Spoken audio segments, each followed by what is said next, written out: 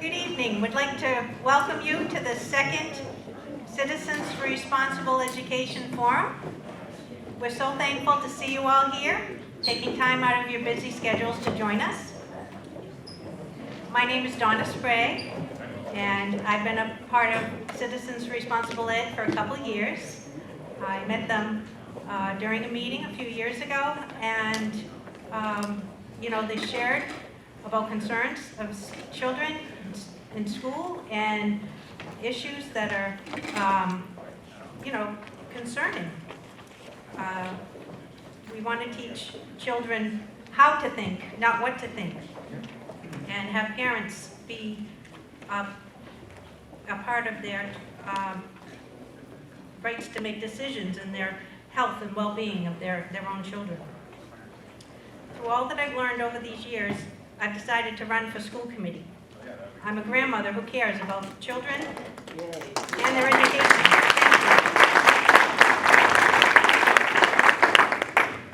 I am not endorsed by CRE, just so you know, I'm speaking for myself here. So tonight we have two fantastic speakers. First, we're going to have Jamie Gass and then Emery Banfield. And after they're done with their speech, there's going to be a time for questioning answers, so if you could just hold your comments or whatever until the end, there'll be plenty of time for you to ask or ask for clarification or whatever you want. So Jamie Gass comes to us from the Pioneer Institute. He's a director of the Center for School Reform. At the Pioneer, he has framed, commissioned, and managed over 100 research papers and numerous policy events on K through 12 education reform topics, including several with Pulitzer Prize-winning historians. Jamie has more than 2 decades of experience in public administration and education reform at the state, municipal, and school district levels. Pretty impressive. Emery Banfield is a parents' right advocate focused on excellence in education. She has been volunteering for 20 years as an advocate for parents and for improving public schools. Emery's main focus is on academic excellence, safe schools, and respect between parents and school officials. So I'd like you to help us welcome these two speakers, and again, thank you for coming.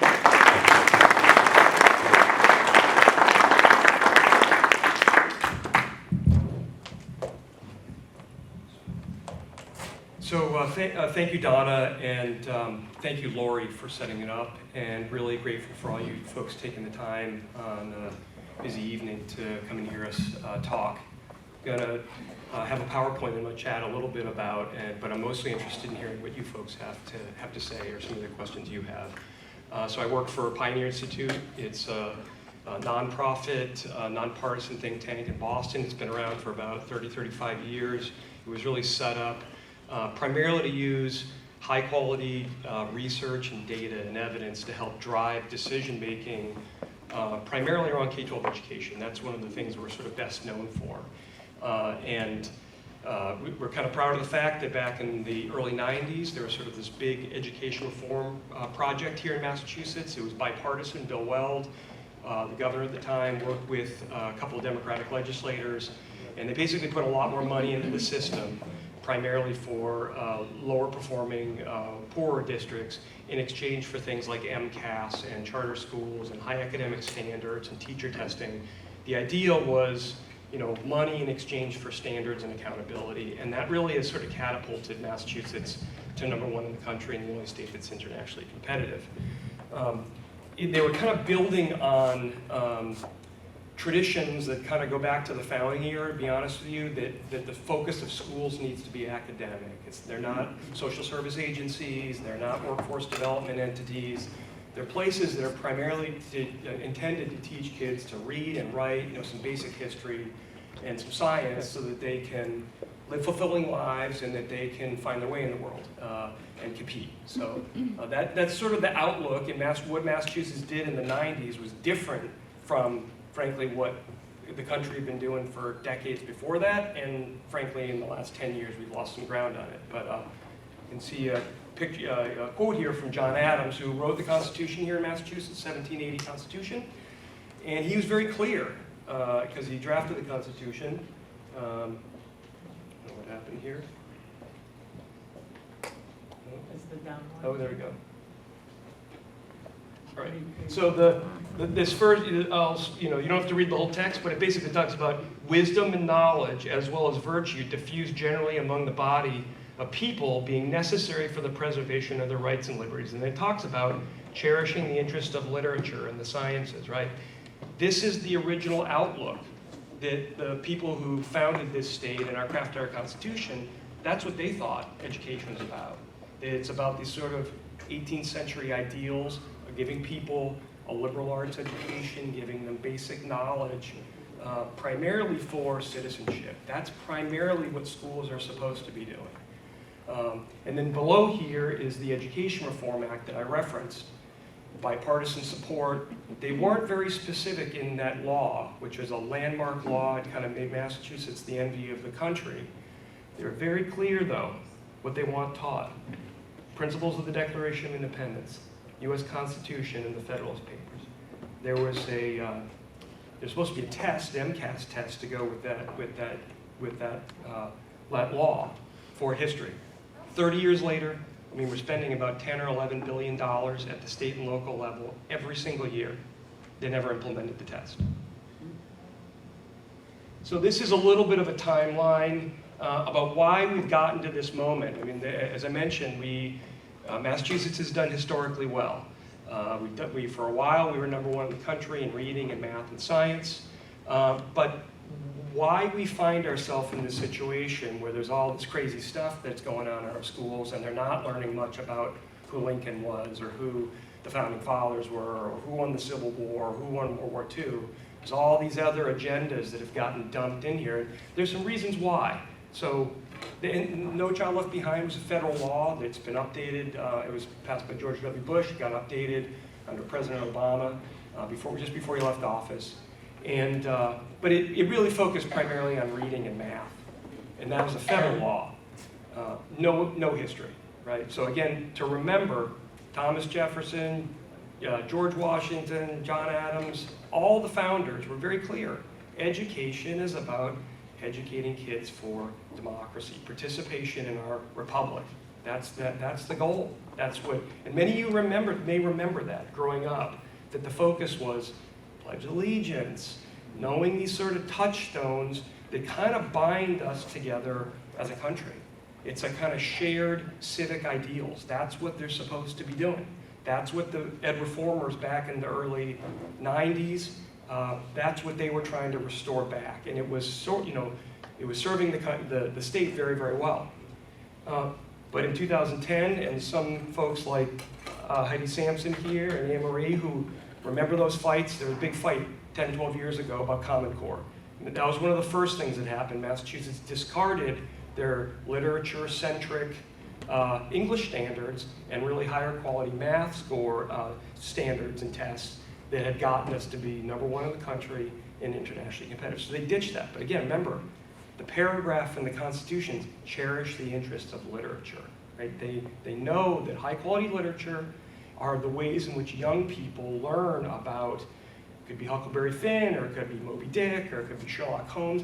Kids learn about reasoning, they learn about friendship, they learn about the things that kind of bind us together and make us all human from literature. They also learn from history, and great examples from history too. But that was the first thing. Then around that time, they also ditched, as I said, the U.S. History MCAS test.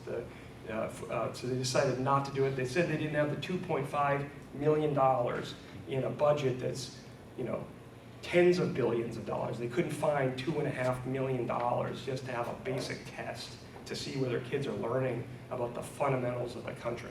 I mean, it's remarkable. And it wasn't just Deval Patrick, Charlie Baker too, right? He didn't touch it, would not touch it in 8 years. So we've gone really the last 16 years with not much leadership from Beacon Hill on K-12 education. Doesn't matter if it's a Republican or a Democrat, not much leadership there. There was a lot of leadership in the 90s and early 2000s, and we quickly shot up to be a real high-performing state. The Obama administration, they also, around that time, they wouldn't even test. There's a national test called NAEP. It's the nation's report card they had for English and math and science. They canceled it for that in 2013. They said that they couldn't afford the $6.8 million. The federal government, I mean, come on, this is like, it's not even a rounding error. I mean, the amount of billions and trillions that are being spent, and they couldn't come up with $6.8 million for a basic literature on how we're doing at civics and history. Tells you why we are gotten to where we are now with the larger culture in schools, because policymakers, and it doesn't matter whether they're in Washington, D.C. or they're at Beacon Hill, they decided to turn their back on the thing that schools were intended to do, right? And Pioneer at the time, we were one of the few people who were just saying, look, this is a serious problem, that the performance is really intolerable. So few kids know about the 3 branches of government. I mean, it's hard to have respect for the rule of law. It's hard to understand what learning and liberty is about if you don't know what the 3 branches of government are, right? So I mentioned it. This is pre-COVID. So a lot of conversations you hear, and there was an enormous amount of learning loss that happened, not just in Massachusetts, but around the country during COVID, which was bad. I mean, it was the system from coast to coast, but here in Massachusetts, true too. And I've got 2 daughters that are in public schools. I mean, the 1.5 or 2 years that they were at home was an enormous loss of learning. I mean, it's going to be a generational loss of learning. But before that, this is the 10 years, and this is in English, and this is in math. This is just in English, reading. 4th and 8th grade, that's from 2011 to 2019. I mean, you know, Anne Marie and Heidi and I hate to tell you, told you so, but this is exactly what we predicted 10, 12 years ago. That cutting the literature, cutting the focus on high quality history, it was going to have a dramatic impact. 2/3 of the states in the Union have seen dramatic declines. Massachusetts, it's about halfway, right? So it's among the 2/3, it's about halfway in terms, but dramatic. I mean, a dramatic decline, big fall off. Before this time, 10 years ago, everyone wanted to be Massachusetts. Today, not so much. We're still #1, or we're close to #1. We've lost a lot of altitude in the last 10 years, and it's not because of COVID. Don't let anyone just tell you it's because of COVID. This was going on for a decade. Part of this sort of shift away from academics, you know, kind of basic literacy, basic history, basic civics, and stuff like this, social emotional learning. I want to say it again. Schools are not social service agencies, okay? Some basic counseling, okay. But the focus of what they're supposed to be doing is reading and writing and math and history. That's what they're supposed to be doing. And if they're not doing that, your local school committee isn't doing it, or your school isn't doing it, they're off mission. They would call that off mission, right? And with more of the focus on social emotional learning, and we did a big paper on it with a Harvard-educated lawyer, an MD from Johns Hopkins, and it had a preface from Kevin Ryan, who's one of the best educators in the last 30, 40 years on character education. So this is really just, it's an empty shell of what learning is supposed to be about. And the truth of it is that most of the teachers don't have a lot of say in it, and they don't have the training to be making psychiatric or psychological decisions about kids. You know, most teachers have some basic orientation in psychology, but they don't have psychiatric training. They're not supposed to be doing this. They're supposed to be focusing on foreign languages and English and math and science and all that, not on psychiatric stuff. So the way in which we've tried to address it at Pioneer Institute, and it goes back around the time that we were doing Common Core, is like, let's try to get really good quality Pulitzer Prize winners, people that are the best on every major phase of American history. Let's get those people coupled together with teachers and policymakers and to hold events and talk about what kids should know. So what do we try to do? The one up in the corner there is Gordon Wood. He's probably people may remember him from Good Will Hunting. He gets referenced in Good Will Hunting. But he was like the Pulitzer Prize winner from Brown University on the founding era. Did an event with a guy who went from Princeton, who wrote Pulitzer Prize winning history in America and the Civil War. Have him come talk about Lincoln. This guy, Robert Moses, was shot at by the KKK as a voting registration expert and activist in Mississippi in the early 60s.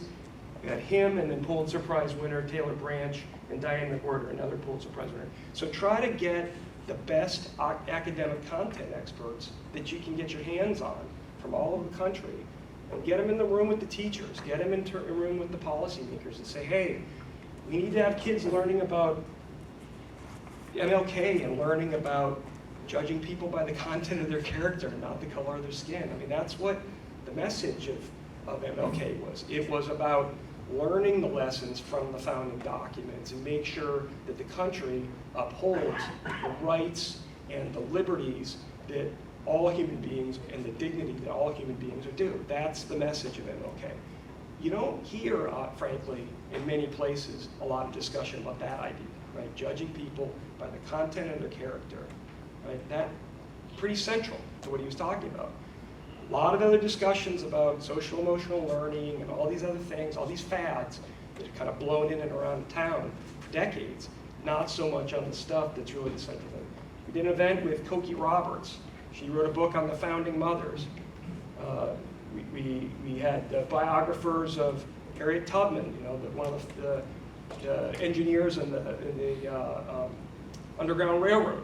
So we tried to bring people of really high quality. That's what you want. You want really good quality historians, really good content experts to bring this material alive to kids so that they understand what's a good life, like what does it mean to be a citizen, what's a right, what is justice, what are the various branches of government. It's pretty basic stuff, but that's the kind of uplifting things that we need to have in the schools. And that, as I said, that was the goal in the founding era when they set up the state was established, and it was embodied in the Constitution. That's what they tried to revisit in the Ed Reform Law in 1993.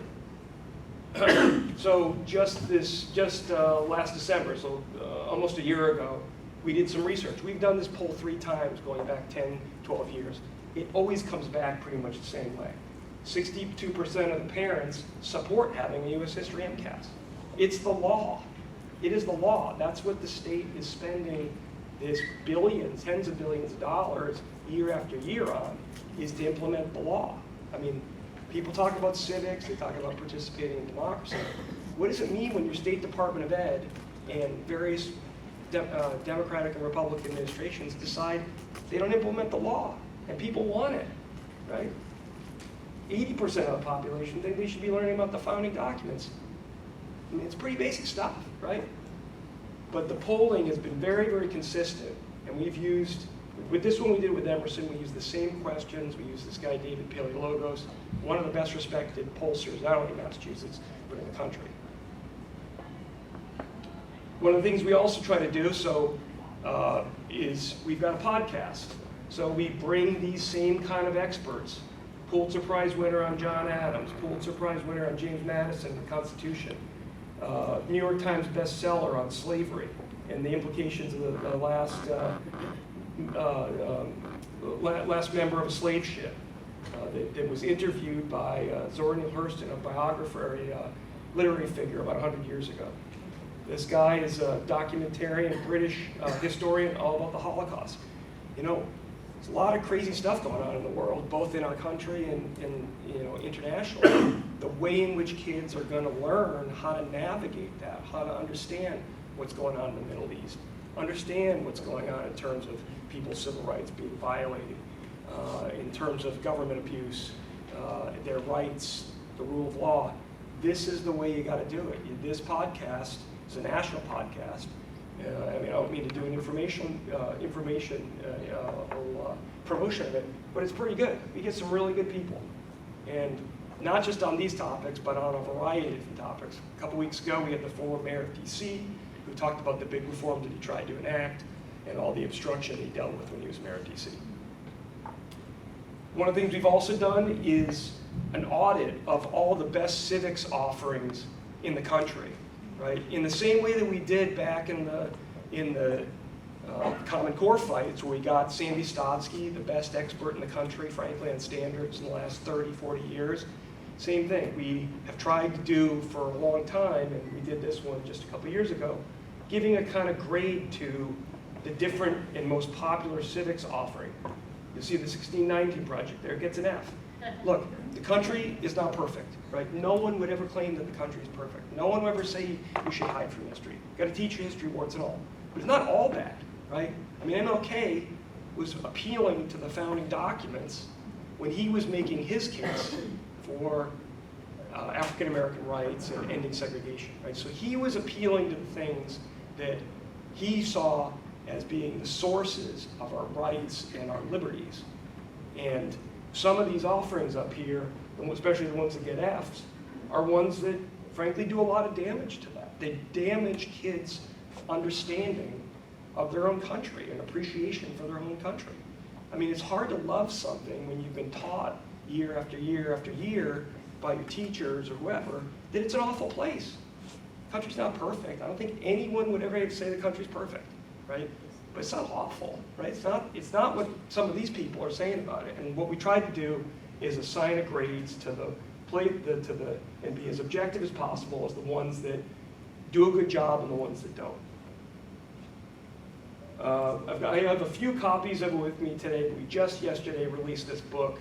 The book features people like Sandy Stotsky and Edie Hirsch, and that guy Ralph Ketchum was the definitive biographer of James Madison, the father of the Constitution. He was the editor of the Madison papers, the Ben Franklin papers, so we tried to get the best people we could to give us advice on. We did a New York Times bestselling Winston Churchill biographer telling us why studying history matters so much to citizenship. So we tried to get as we did with the Common Core, tried to get the best people we could to give us the advice. We don't claim to be the smartest people in the room. We try to get the best people we can and bring them into these policy conversations. So it's not just the bureaucrats or the special interests that are driving the conversation and have to say, but that the people who really know these topics, people who know these topics better than I do, they're telling us what we need to do. There's just a collection, a wide variety of the different op-eds that we've going back to 2008. So James Notice was one of the drivers of the American Revolution.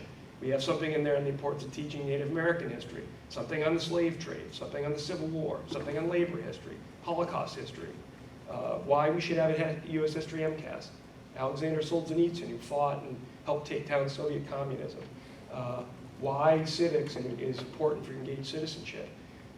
These are the kinds of things that we try to do, and we put them in newspapers all over the state and all over the country to try to show people and tell people, hey, there's a lot of things that this state got right. There's a lot of things we've got a lot to be proud of in the last 30 years. But we can't walk away from these things that matter most. And they don't necessarily matter exclusively for the adults. They matter for kids, because kids, I think, are feeling lonely, and I think they're feeling disconnected to the society. Some of that has to do with the technology.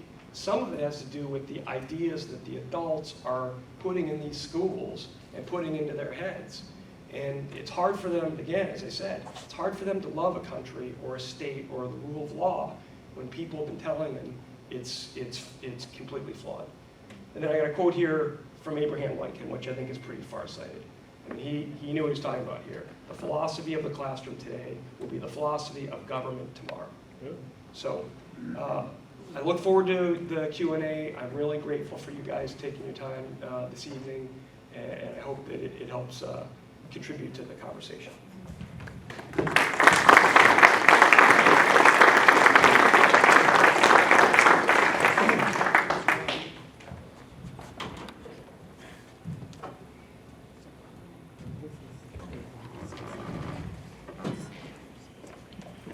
Hello. I'm going to tell you just a few things about myself so you know who's talking to you. I'm a mom I have adult children now, but back when they were little kids, I decided I was going to start researching education because I wanted the best education for my kids. So I did it for very selfish purposes. And this was years ago, and my focus was really on what's going on in the classroom. What are they going to learn? How are they going to learn? Things like that. Are they going to come away with a quality education? And so I connected with people around the country, even people outside the country. And I wanted to connect with people who had that same vision, who had that same goal. Because in education, there's a lot of people who could care less what your kids are learning in that classroom. And they're a lot of times in charge of education policies. And so I wanted to connect with people like Jamie, who, God bless you, you have him in the state. And if you don't know him, I hope you know him now, because you have a godsend right here. Jamie and I have gone from school to school, or school district to school district up in New Hampshire when Common Core came out to explain the many problems with Common Core. And so that's how I kind of started. And then when I grew up outside Chicago, I went to public schools my whole life. I moved to Ohio, that's where I graduated high school, got married, had kids, moved to Kentucky for 5 years, and then we moved to New Hampshire about 20 years ago. And this is where we pretty much raised our kids. And so that's just a little bit about myself. But when I got here, I had a friend who was in charge of Cornerstone Policy Research in New Hampshire. It's a family policy organization. And she asked me if I would come on and be the education liaison for them. So I would go to hearings at the State House on legislation. And I said, sure, I'll do that. You know, my focus, again, is on academic excellence, parental rights, and then how about really what we need right now is some mutual respect. Respect amongst the people going to your school board and also the way the school treats you as parents. So that's really my three main focuses. And so I help candidates running for office so that they understand where the problems are. I help legislators all the time, draft legislation. I testify on legislation all the time in New Hampshire. There's a few laws in place that I helped get through. And they really are helping parents in New Hampshire. So I may not know about some of the laws in Massachusetts necessarily, but I can still speak to you about some of the things that I want to go through. So Jamie, I really was glad that he was here because he could cover kind of what Massachusetts had years ago. And he's right. As a researcher, Massachusetts was, and I say was, the envy of this entire country. And it's not anymore.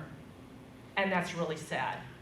You had public schools that your students could compete with kids in Singapore. So when you hear the United States is number 25, what they're talking about is the TIMSS test, T-I-M-S-S. That is in science and math. It's an international test given every 4 years. And all the time, our country, 25 in science, around the mid-20s. And you'd have Singapore at the top. You'd have China, Japan, Russia at the top. And so you're wondering how, let me tell you, Massachusetts kids could compete with them. And I have nothing but sympathy now for what you gave up in this state, because it's a tragic, tragic thing for these kids that are now in your public schools. And you need to know that. I'm here to tell you the truth. I'm here to tell you what's going on.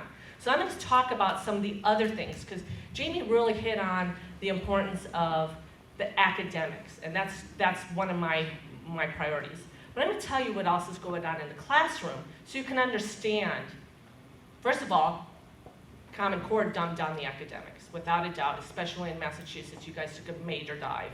So your standards are nowhere near what you had in place. We know, we've read them, we've looked at them, we've dealt with experts. We deal with the experts who sat on the validation committee for Common Core, We have had them speak, one of whom is Sandra Stotsky, who was your Commissioner of Education years ago? Associate Commissioner. Yeah, in Massachusetts. And so, again, high standards, high quality, and so now you have low quality standards in your schools. Your tests will reflect that.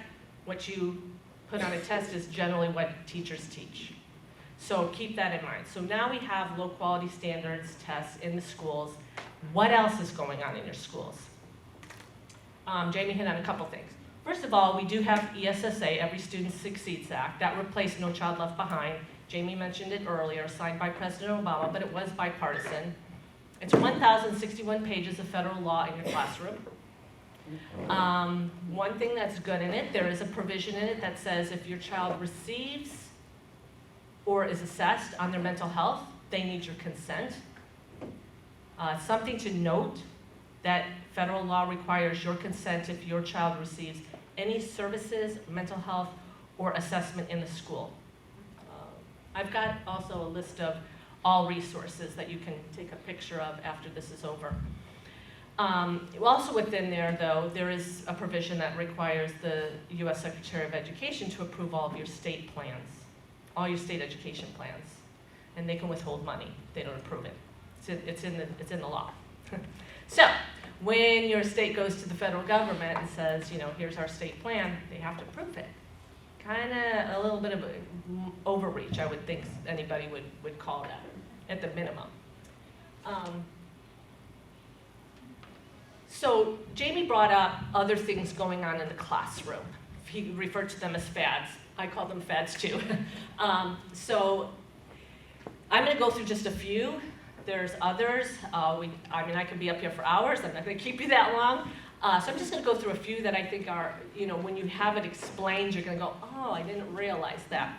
So when President Obama was in office, he had a State of the Union address, and he said at his State of the Union address that he was going to shift, he was going to change the model in education. I bet nobody heard that. I did. And what he meant by that was he was going to change it from a liberal arts model, which is pretty much what Jamie explained to you, why you guys were doing so well academically. He's shifting it to a workforce development model. Now this is pretty bipartisan too. Again, a lot of this stuff, you know, it'd be nice to say, oh, this party or that party. Really, a lot of times, ESSA was a bipartisan bill. So competency-based education is now in your schools. And I'm not sure if you're familiar with it, but I'm just going to kind of briefly go through that. It's a workforce model. You see it used in European countries. And so there's a shift away from academics to workforce training. And you might say, well, what's wrong with that? I want my kids ready for the workforce after they graduate. Who doesn't?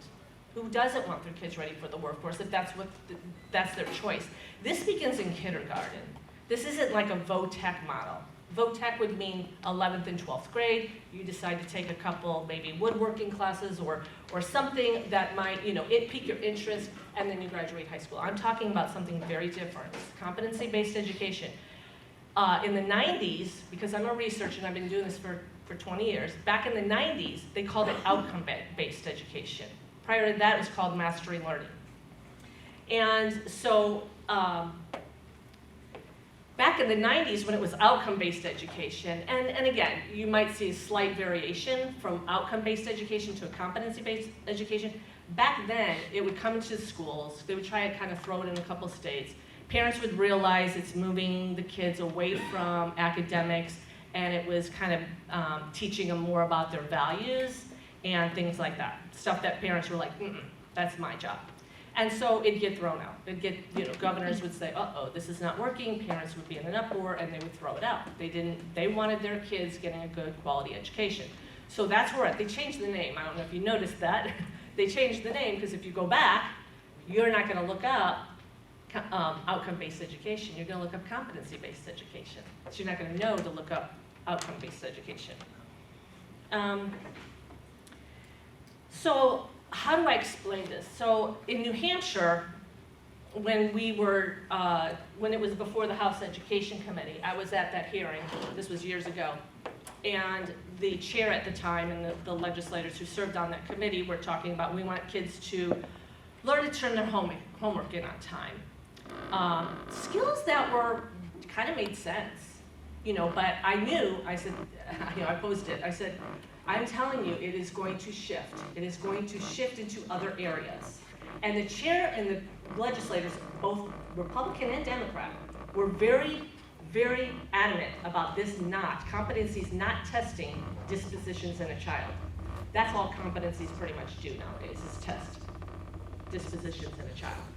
And then I warned them about that, and that's what it does. We have SEL competencies, social emotional learning competencies. You have competencies for cultural awareness for kids. And by the way, you don't pass if you don't pass your competencies. You don't move forward, you have to pass your competencies.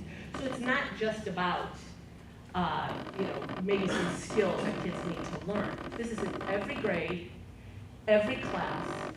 And so I'm going to give you a good example that I think was, explains the problem. So I had a parent, she called me, she had just put her son into Pinkerton Academy up in New Hampshire, and he was in 9th grade taking math, and she calls me up and she's like, Anne-Marie, what is going on in this class? My son is working with this kid in his class. They're working on a math project. I'm a math tutor. I'm like, math project? Because I've never really heard of math projects before. And I said, really? And she said, yeah, I could have gotten through this lesson in a few days, and it's now taken over a week. Now you multiply that by the weeks in the year, and then you multiply that by 12 years. Is it any surprise we're at number 25 in math? Because what happens is they're trying to teach him collaboration skills. So now, not only do you have the standards lowered, now competency-based education takes the focus off the academics and puts it onto these skills. And I think that's one of the best examples I think I can give you. If you're not a homeschooler, who would ever notice? You're not going to notice when they're not getting through the book. Another thing with competency-based education, I was on a phone call with the CTE coordinators in New Hampshire. And again, liberal arts is about educating the child, giving them as much information, and then they choose their path in life. Competency-based education is more about where are the jobs, and we need to pluck those kids into those jobs. So I was on a phone call with the CTE coordinators in New Hampshire and somebody from the New Hampshire Department of Education, just listening to the talk. And one of them says, how do we get these kids into service jobs? And I'm not opposed to service jobs, but the focus is now on the jobs versus your child. Do you see where the focus has shifted? Next example, I was at a hearing and I had 2 twins in high school. They were graduating from Manchester. And I knew the mom. She had homeschooled them K through 8, and she put them in Manchester's CTE program in the high school. And the boys got up there and they were talking about they're going to be EMTs. And the one twin goes, and then somewhere down the road, I want to go into the medical field. So I call him over after he's done, and I said, you want to go into the medical field? Did you take biology? Did you take chemistry? Did you take anatomy and physiology? What'd you take besides a focus on EMTs? And we need EMTs. I don't have a problem with EMTs. My son's studying to be an EMT right now. But the problem is, they're so focused on EMT that he didn't take the classes that he could, and I know this because I have a daughter who's a nurse practitioner, he didn't take the classes, so if he went on to college, he would be prepared to go into a nursing program. The focus becomes jobs, which, by the way, can become obsolete. EMT jobs not go anywhere. But some of these jobs, you have the government telling you, more or less, or guiding you versus what is best for that student. If they want to be an EMT, I'm not opposed to that. But I just want you to see how public education has changed. And so you have to understand, again, it starts in kindergarten. We're going to focus on skills. So not only do you have your standards lowered, now you have competency-based education, which means they're going to focus more on skills in the classroom. So I wanted to just briefly talk about social emotional learning because I've got a really short video to show you. So social emotional learning is, I call it a data miner for mental health on your kids. That's what it's doing. It's collecting mental health information on your kids and how they use it. We're still trying to figure that out. So we have what's called a multi-tiered system of support. I think you have it in Massachusetts too, because I was doing some research. And what multi-tiered system of supports, again, all these things sound good. And so at the very bottom is the social emotional learning. So in class, every student is subjected to this. And we actually have parents opting out of it in New Hampshire. But, because this, and Jamie mentioned it, teachers are not qualified. This is mental health. And so they're doing this in the classroom. They're using programs that mental health professionals use. I know this because I also consult with mental health professionals. I always go to them when I have any questions on things who, by the way, took their kids out of public schools because they saw this coming and they don't trust the kind of quality of care that they're going to get from teachers. I had a teacher call me one time, and this teacher didn't even like me.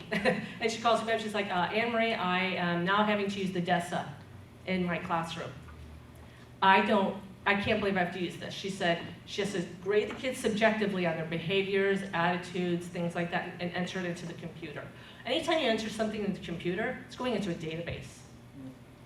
So something to keep in mind. And then just to let you know, so tier 2 would be you're calling in somebody, maybe the kid's having behavior problems, you're calling in somebody from the school, maybe the school counselor or the school psychologist, let's deal with this. And then tier 3 means you're going to an outside source. But in the meantime, you're still grading these kids. I had one school tell me they weren't grading. Okay, so I don't know if all schools are grading, but most of them are assessing their kids on this. And so just so you know that in New Hampshire, and I would assume here, that the multi-tiered system of support comes through a grant. You have a mental health grant that came into your state. I don't know if you know that. You can just go to, I put the source again on the page. You can go read about your grant that came in. So the grant is to set up the multi-tiered system of support in your schools. In order for you to keep that money or to get that money, your state has to report back to the federal government on the multi-tiered system of support. How are they doing it in New Hampshire? Well, I have blown this up, as many of my New Hampshire friends know. Our Department of Education has to hire one of the universities to collect information on students' mental health, put together a report, and give it back to the federal government. Now, you would think that they would be collecting anonymized data or something that doesn't identify the student. No. They're collecting personally identifiable information, mental health, on students. Students do not know that this is being shared. Parents do not know that this is being shared. And now you know why I've told parents, do not participate in any of this. This information is going to Keene State, and the Keene State is putting together what I call a marketing brochure, because I looked at it, I read it. It's not a study. It's not, anybody who's a scientist can tell you what an independent peer-reviewed study looks like. That's not what they did. They data mined all this mental health information on students, put together a report about how wonderful the multi-tiered system of support is doing, even though I have teachers across the state contacting me and standing up there at their school board meetings saying behavior's out of control. I don't know if that's the case here, but I can tell you in our state, we have teachers all across the state, and because I get a lot of teachers who contact me, and I keep everything confidential. And behavior is out of control. So I'm like, if it's working so well, why do we have teachers leaving in Keene, for instance, or teachers complaining in Nashua about behavior problems? So not only are we seeing additional behavior problems, we have all of this data leaving the school on mental health. So I want you to be aware of that, because I don't think most people would have any idea that that's going on. Transformative SEL is the next step. Transformative SEL is more about racial equity and cultural responsiveness. So now it's going to go into those areas. And again, I have a resource for that if you would like to look at that. What I'm going to do here is I'm going to play a video, but I want to set it up first. Family Research Council really exposed CASEL. CASEL is the organization that all SEL programs pretty much have to go through to get the stamp of approval. And so CASEL, again, will be moving to transformative SEL. Some schools and some states have already done this. But CASEL, you're going to hear the lady who's up at the podium. She's from Family Research Council. She's identifying the problems with CASEL. And then they go to the CASEL people. And you're going to hear what the CASEL people say. And so in one of the people who's on the CASEL video is Tim Shriver. Not sure if you know who Tim Shriver is, but he's part of CASEL. And you're going to hear what he has to say.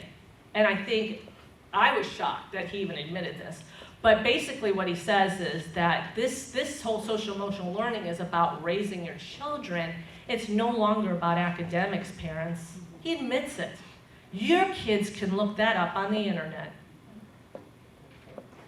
And I can tell you, there's a state legislator on the House Education Committee in New Hampshire who has said the same thing. Your kids can learn it on the internet. Why do we even have to teach them? That is a travesty. That is a call to illiteracy. Let me be very clear about that. These are the people, our education reformers up here, who pretty much control what is going on in your school. So if you don't mind playing that real quick.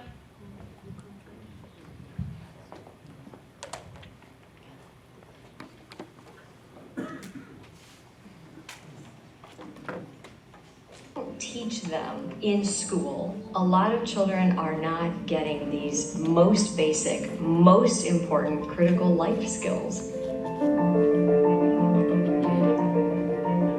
Our children are begging us for the right to believe in themselves and the right to be inspired. The children are crying out and saying, I don't see purpose in my life. I don't have a dream anymore. Okay, so there you have that one. Now the next clip, we're going to learn that CASEL needs, and listen for it, the whole child. We will hear that content knowledge is nothing but a commodity, and that kids can look that stuff up on the internet anytime they want. They don't need a teacher to tell them anything about the Civil War or when it happened. The board chairman, Tim Shriver, will explain also. He'll just basically explain that and how learning content is secondary to being programmed into CASEL's ideas of the correct feelings and attitude. And this clip, I'm going to let it go for a little while because it will close with a call to mobilize and make SEL universal. Get it into every school.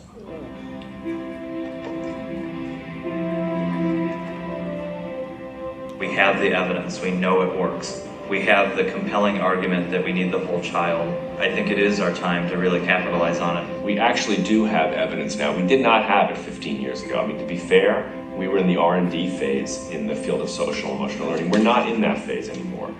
Content is more and more of a commodity. Children own what they want now at very young ages. They will become self-directed. They can find out the dates of the Civil War without learning it from a teacher. So the question that they're bringing to school is, who am I? How do I work with you? How do we build the team? What is our purpose? Where do I fit? That nurture children to believe that it's worth learning. Okay, that's it.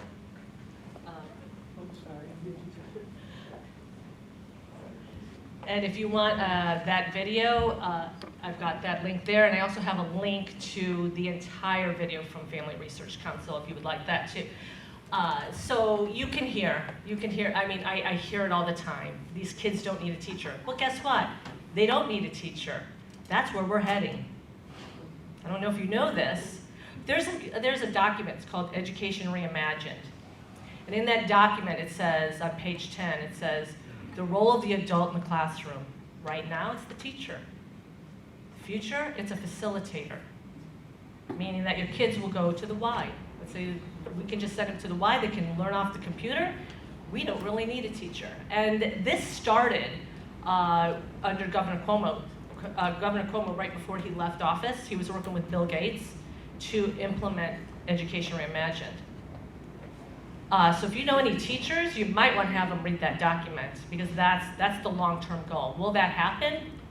I think COVID kind of gave us a little example of what that looked like, and I was kind of happy about it, because I thought, well, parents, guess what? This is what it looks like when your kid's just learning off a computer and there's no one-on-one. How do you tell a teacher that you have a problem if your teacher lives in another state and is on the computer?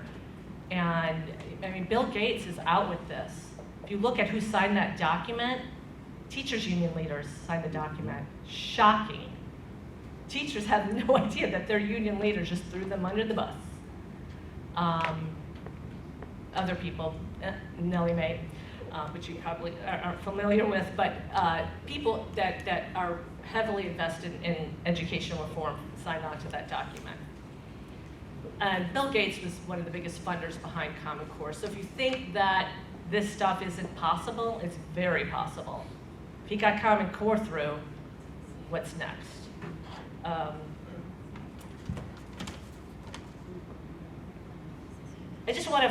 want to follow up with a couple things. I'm almost done. So a lot of parents think, you know what, if we can get mental health addressed in school, why not? My kids need mental health, and I may not be able to provide that for them.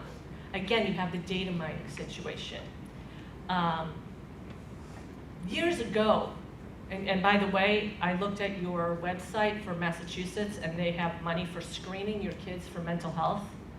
Do you know the failure rate of a screening for mental health? That it gives false positives? We had Teen Screen years ago. I'm not sure if anybody is familiar with Teen Screen. Teen Screen was a way of screening kids for mental health problems. You had, let's see, we had parents that were saying, my child was screened and my child told them that my favorite color was gray. And now we have a mental health problem because gray isn't a happy color. You had a professor from Harvard who wrote a book. I'm trying to find it here. Marcia Engel, A-N-G-E-L-L, medical ethics lecturer at Harvard Medical School and the author of The Truth About Drug Companies. It was a great way to screen kids and then get them on medication. And that's what came from that, Teen Screen. The next thing, and this will pretty much be what I end with, other than giving you some ideas what to do. The CDC's vision of your school is to be a community school. Community school means that they're going to provide all the mental health that your child needs, and they're going to provide medical care now. They're going to provide medical care. You don't even have to take off of work to have your child treated by a medical professional. You can just, hey, go to the school clinic. That's different than the school nurse. They're separate entities, and we had a case in Maine just a few weeks ago where a dad's, his daughter brought home, she was 17, brought home a bag of pills. Not in a prescription bottle, brought home a bag of pills. And they were Zoloft. Zoloft is an antidepressant that causes suicidal thoughts in some people. And the dad did not know about it, the dad did not approve of it, no consent. So if you want medical care for your kids, this school-based health clinic is saying that they don't need parental consent. They get their money from the feds. I gave you the information on what they're doing with the mental health data in New Hampshire. They're sharing it. And I don't know if your kids plan on going into the military, but if they're seeing somebody in the school for mental health issues, you probably should know that. Because if they go into the military, they're going to want to know that, and that could possibly deny them going into officer training, things like that, just so you know. So, Stroudsburg, Pennsylvania, this was years ago. Somebody had the bright idea to gather up all the 6th grade girls and give them a gynecological exam in school and parents did not know it. Girls were crying, begging for their parents, and they were denied. So these are the people. Is this going to happen in every school district? No, of course not.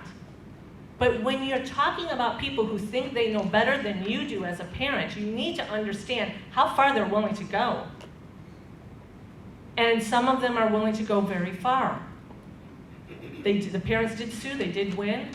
Hopefully that causes them never to do something like that again. But again, these school-based health clinics are saying that they don't need parental consent.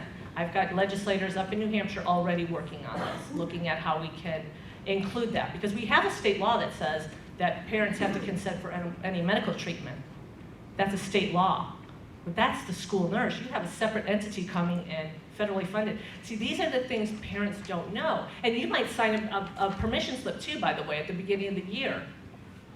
A blanket statement. You've got to be careful what you're signing. 2 students in New Hampshire were vaccinated this year without consent. Actually, they sent home permission slips, so they were getting permission from all the parents. 2 parents signed the permission slip and said, "Do not vaccinate my child." Big, bold letters. They didn't look at the permission slips. They just called them in, whoever had a permission slip, called them in and vaccinated all of them. And 2 little kids were vaccinated without their parents' consent.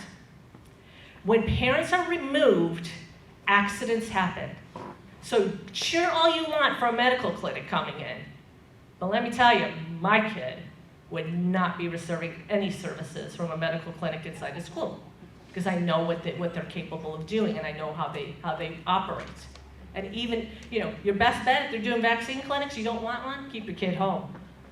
My son was little, and I mean little, he went to public school 1 year, and they did dental exams on the kids. I kept him home. We went to a dentist. They didn't need to take him to a dentist, and I know people need help. I know that, but that is reserved for social services. Jamie explained all of that. When you put this on a school, they're having enough trouble teaching your kids how to read. How on earth are they going to get this right? We're already seeing mistakes. Finally, what can you do as a parent? Because I like to follow up, because sometimes you need ideas.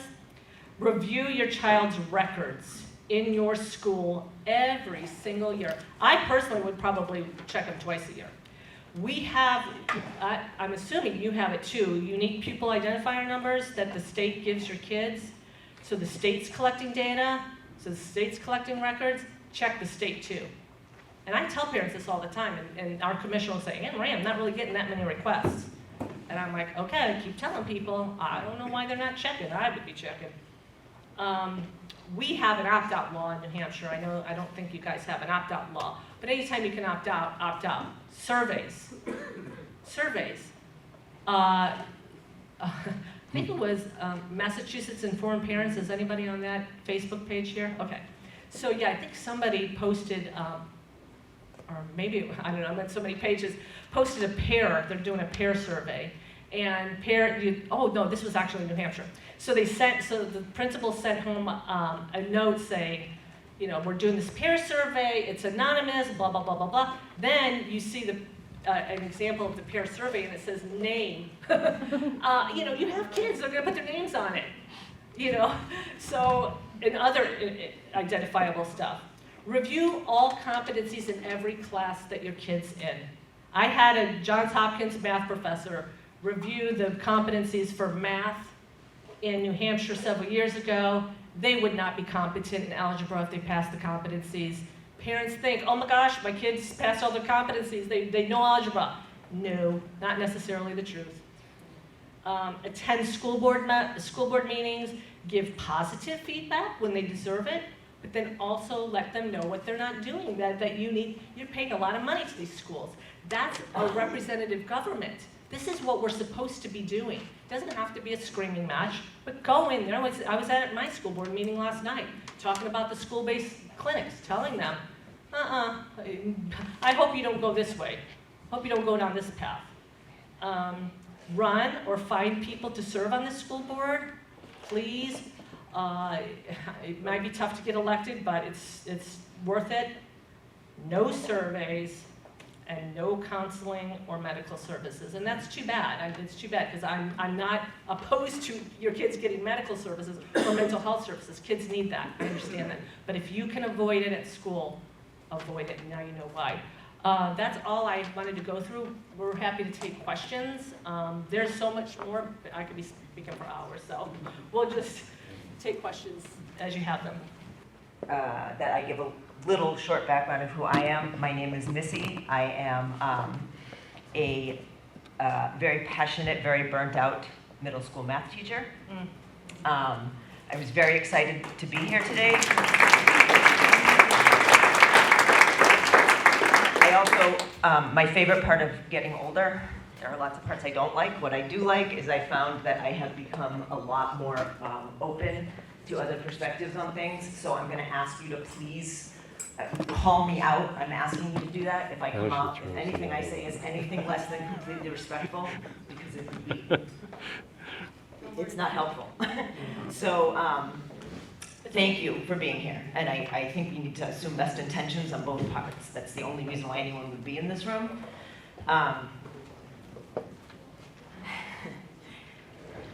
Thank you for your perspective. I want to say that I'm coming from a very different place, and I would just love to be able to have an open conversation. It's the only way out of this mess. There is nothing I would like more as a middle school math teacher than to be able to teach math. I did not become a teacher to become a mental health professional. I did not become a teacher other than I wanted to help kids. I wanted to use education as an equalizer. I've spent my entire career in low-income communities, my entire career in Boston public schools, and then last year I was an instructional coach, a mathematics middle school instructional coach in Haverhill, which was a total shit show. There's nothing I and most of my colleagues want more than to just be able to teach our content. That's not possible. I don't, can I just see a show? Are there any other educators in here? Anyone else who teaches? Yes. Okay, so I don't want to speak, it's damaging. I don't want to speak for everyone. I'm going to speak from my experience. I don't want to be a mental health professional. I don't really have a choice.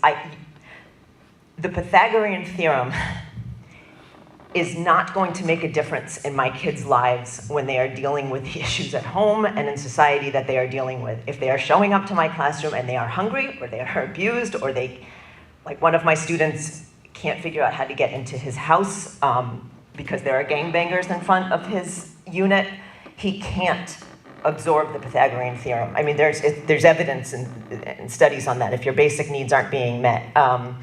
So I think it's important, and I would respectfully ask that when you are arguing, which I completely understand, against the mental health services and things in the school, that you also come with suggestions on what to do about it, because there is such a mental health crisis, and I respectfully am asking if you would agree with that there is such a mental health crisis in this country. It's nearly impossible to get a mental health provider. I don't know if any of you have tried for yourselves or for your children. I can't get a mental health professional for myself. I'm on a wait list for years. So I understand that school ideally shouldn't be the place that kids are being treated for mental health issues, but what is the other option? It seems to be sort of a pass the buck mentality. No one's picking up the buck. I'm very worried about a good friend of mine who is a child psychiatrist who's working herself to death, especially through COVID, and I keep telling her she needs to take care of herself and step back, and she says, Missy, what am I gonna do when I get a call at 10 p.m. from a frantic parent whose child is going off the ledge? So that's where we are from the perspective of someone in the classroom. Everything that you said, Jamie, I respect. I'm a huge advocate of financial literacy in the classroom, and so a lot of the arguments you made for civics are arguments that I completely agree with and would use also. But I worry some things were confusing me as far as when you were talking about the Constitution of Massachusetts and the idea of schools to produce citizens to participate in democracy. Sorry, I don't mean to monopolize time. I'll just take one more minute. and you were talking about literature being important because it teaches about friendships and things that now it sounds like you're almost, but then we don't want social emotional learning, but you're talking about literature to teach friendship, and that almost seems a little convoluted. I'm also, and I apologize to be just throwing out all these things to you, but I know we don't have a lot of time. The Common Core, from my perspective, I highly disagree that it has lowered. In fact, I think that the standards have become so incredibly rigorous. My entire career has been built on valuing critical thinking over rote memorization as a math teacher. I don't want my kids memorizing formulas and spitting out right answers. Anyone can get a right answer these days. You can Google it. I want my kids learning how to think critically. I was a little thrown by the example of the project in math, because as soon as you said that as a math teacher, I was like, that's awesome, because I want my kids learning how to collaborate.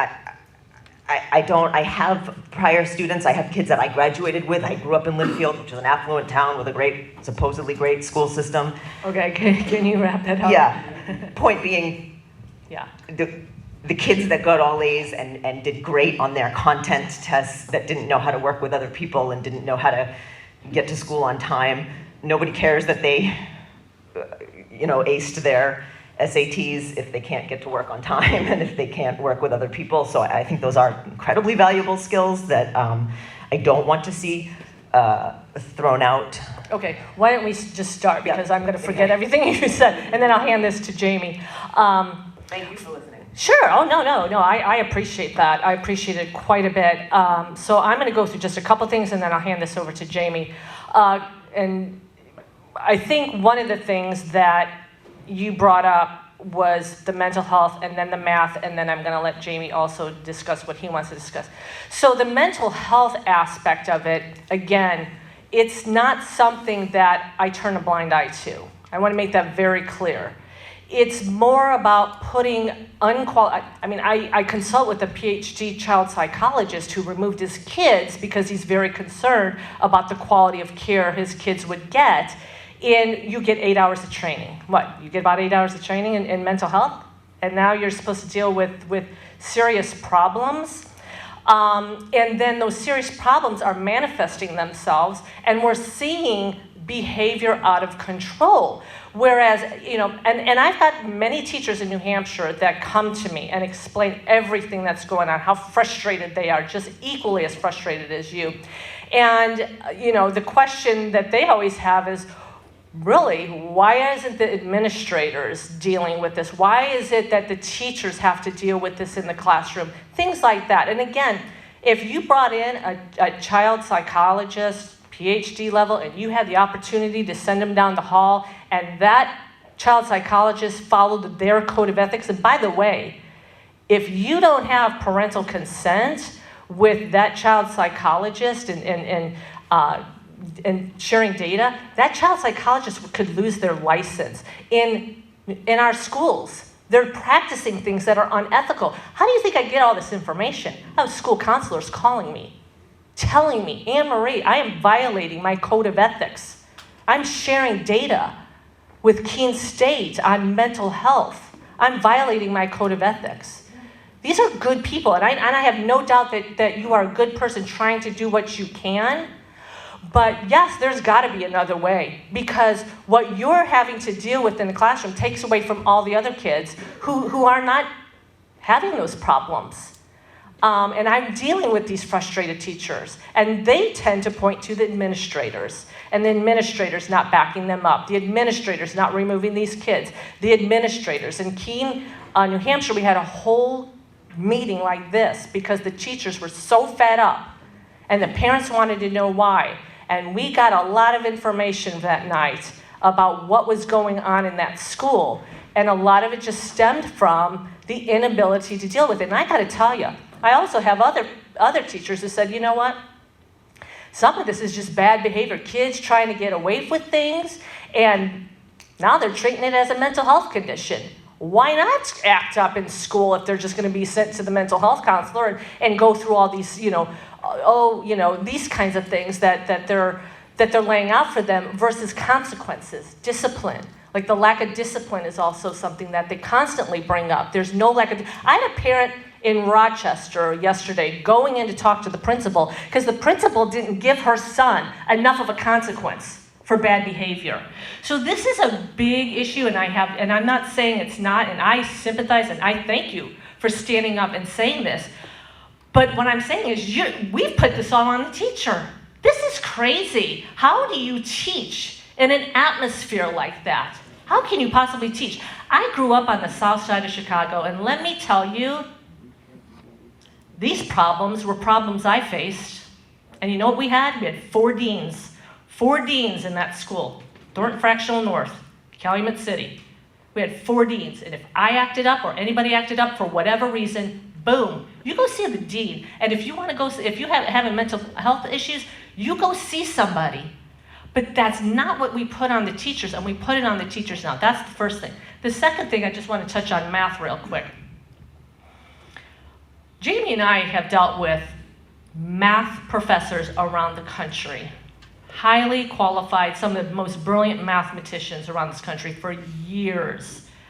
And they have been involved with K-12 education. And in Massachusetts, you guys had some of the best math standards. They were traditional. And I do understand being able to apply, but we have done the research. The research shows that what was happening was kids were not fluent. They were not fluent in those basics. They were not fluent in, I'm a math tutor. Guess who got the kids that weren't fluent? Me, because parents were, yeah, because parents in Bedford, where I used to live, Bedford, New Hampshire, were paying tutors because we're going to focus on all these other things. Again, math projects, critical thinking. You know how you critical think? You have knowledge. Diane Ravish wrote an article one time about you need knowledge to be able to critically think. So you have to make sure that they have the standards. In Common Core math, do you know that well, first of all, you're right. The early grades are completely developmentally inappropriate for kids. They are too rigorous at the early years. But over time, Common Core sets kids up to get to Algebra 1 by 9th grade. That is 2 and 3 years behind our top performing countries. Why is this acceptable? Because you want them to critically think? They're going to critically think their way right out of Stanford for engineering because they're never going to get through calculus in high school. You get to Algebra 1 by 9th grade, you have set them up for failure because they'll never get through calculus in high school, and you need calculus in order to qualify for one of our top engineering schools. You wonder why when you go to the doctor, and I go to the doctor a lot in Massachusetts, you wonder why they're coming in from India? It is because we are not educating our kids. And you guys did that before Common Core math. I'm sorry, we can give you a list of mathematicians that we know that are some of the top mathematicians in this country that have dealt with it. You had Wilfred Schmidt, Harvard professor that helped develop your math standards in Massachusetts. We had a math professor out in Washington State. I've got a video of him talking about how he had to dumb down his atmospheric sciences because of the fuzzy math that was out there.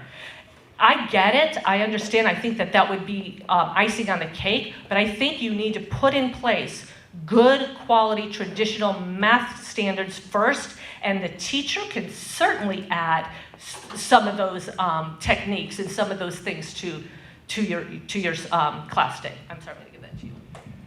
So first of all, I want to thank you for your comment and your feedback on it. I think you're right.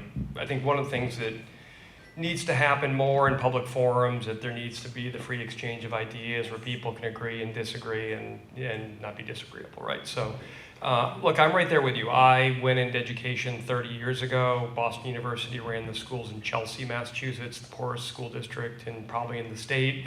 It was the first experiment where a private university was given authority by the legislature to run a public school system, and then a couple of years after BU was in, the state appointed a receivership for the city of Chelsea because it was so corrupt and incompetent. So, I mean, it's unbelievably poor. I spent the first 4 or 5 years of my career working on the ground in Chelsea with teachers and principals. I totally get it. I mean, education, K-12 education is a birthright. It's not under the federal constitution, it's under the state constitutions, and it's a birthright. Every kid who goes to our school deserves the opportunity to get a quality education. It's the law, right? And I think one of the things that we have seen, and there's unquestionably there is a massive mental health crisis going on across the country. It's not just with kids, but it's particularly bad with kids. I mean, from my point of view, and I do think you're right, that the buck really got passed, and it got passed under COVID. Really what we had for a year and a half is that we had a nationwide teacher strike. That's what we had. The teachers' unions, let's just be clear about it, they run this state. They run this state. You don't get to be U.S. Senator in Massachusetts. You don't get to be a state legislator. You, generally speaking, you don't get to be governor. And you don't get to have much say in K-12 education unless you're affiliated or supportive of the teachers union. They have 115,000 members. They each, what's your annual dues? $700 a year? I mean, do the math. You're talking about tens of millions of dollars. They own the air in this state. There's nothing that happens in this state in education without their approval. Just be clear about that. That is a political reality of the state. If the teachers' unions could shut down the schools for the last year, for the year and a half or 2 years under COVID, guess what they could also do? They could say that there's no cell phones in school.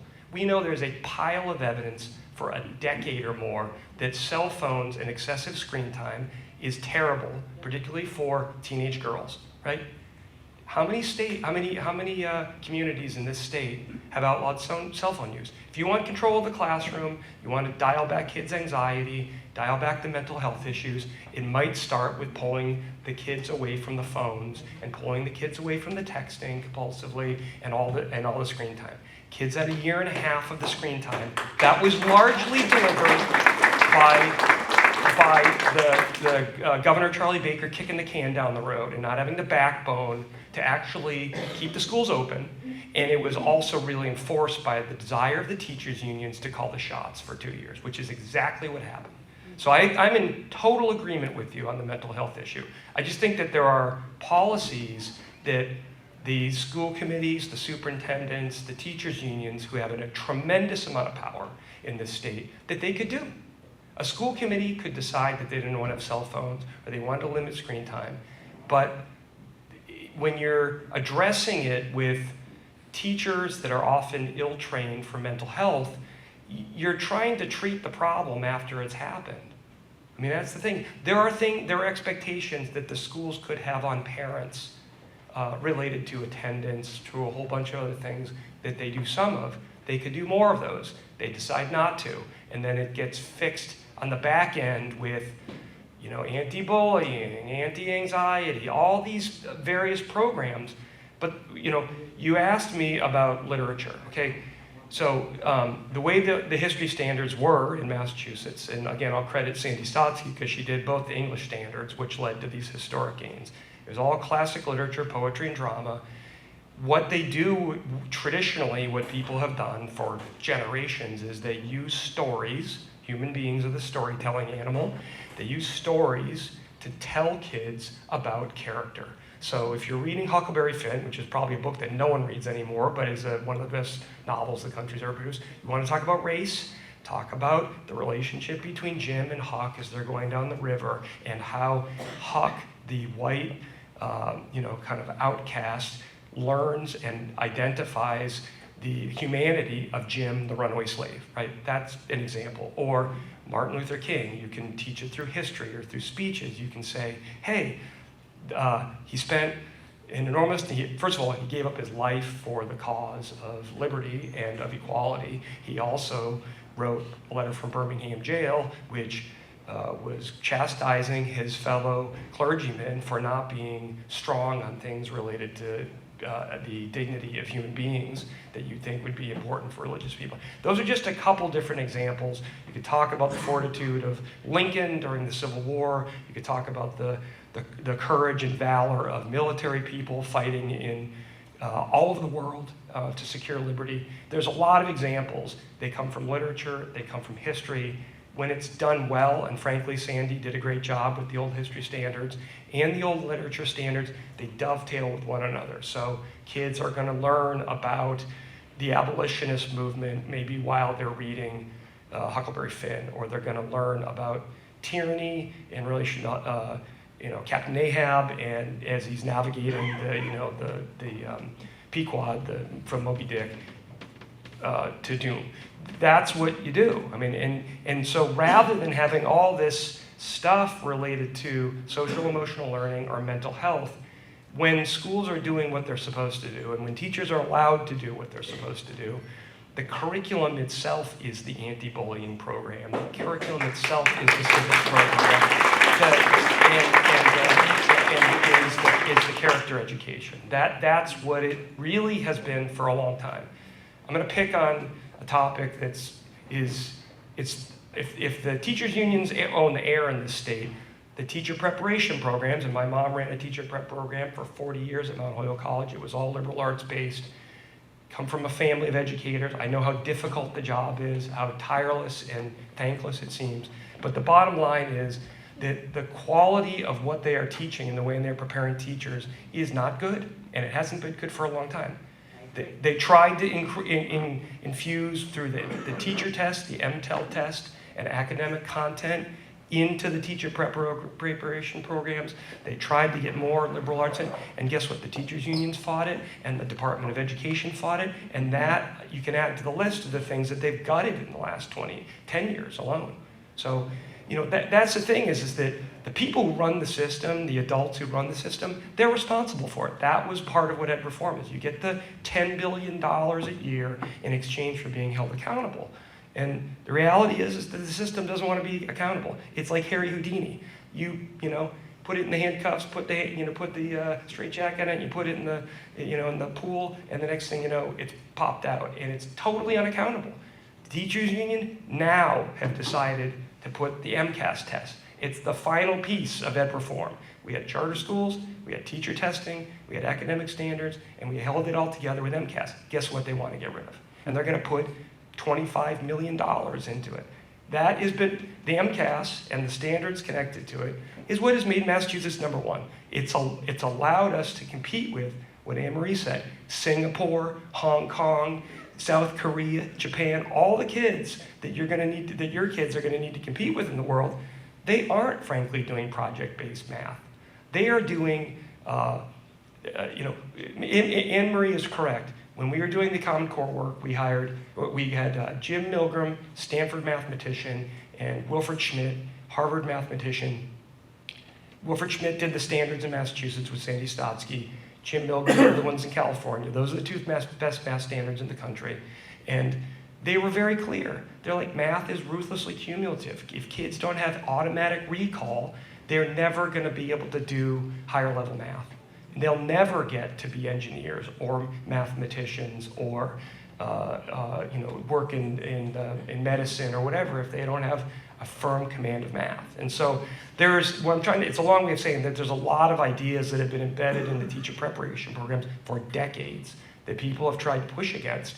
But that's frankly why we're 25th in the world in math. It's frankly why, Common Core I had that graph up there. There's the same one in math. We fell off a cliff. Common Core was a failure. It took 10 years, and we've spent billions. It was a tremendous failure. It's still with us. Could we get a legislator to look at the data and say, hey, this is a problem. This is leading us down the wrong path. It's like watching someone catch the ball and run it into the wrong end zone and spike it. That's what Common Core was. And so anyway, look, you covered a lot of turf. But I think that I hope we've given you answers that are respectful but honest about the way we see it. I just want to add one thing because I'm a parental rights advocate. I think the computers and the Chromebooks are the worst possible thing that schools have ever done. But there's profits to be made for the technology industry. In ESSA, that federal law that replaced No Child Left Behind, there is a call to more technology. Who do you think was behind that? Ed Tech, #1. #2, this is how they share naked pictures of each other, just so you know. And #3, talking to the nurse, talking to an ER nurse not too long ago. And students who could try to commit suicide, to go to ER, they have to still do their work. they're put into a room. They still have to do their work, so they're on their Chromebook. The nurse has to sit there and watch everything, because you know what they're getting? Messages from kids in school saying, kill yourself. That's what technology is doing to your kids. And mental health problems, I suspect a lot of them are coming from that too.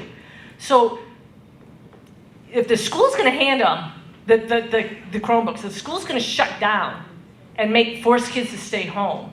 If the school's gonna do things that are contributing to the problem, maybe, and I had a legislator ask this question the other day when we were in the House Education Committee, maybe we need to look at what they're actually doing in schools too, not just the parents. And I can tell you, I get it. I get what you're saying, because I do work with the teachers who have those kids come to school like what you get.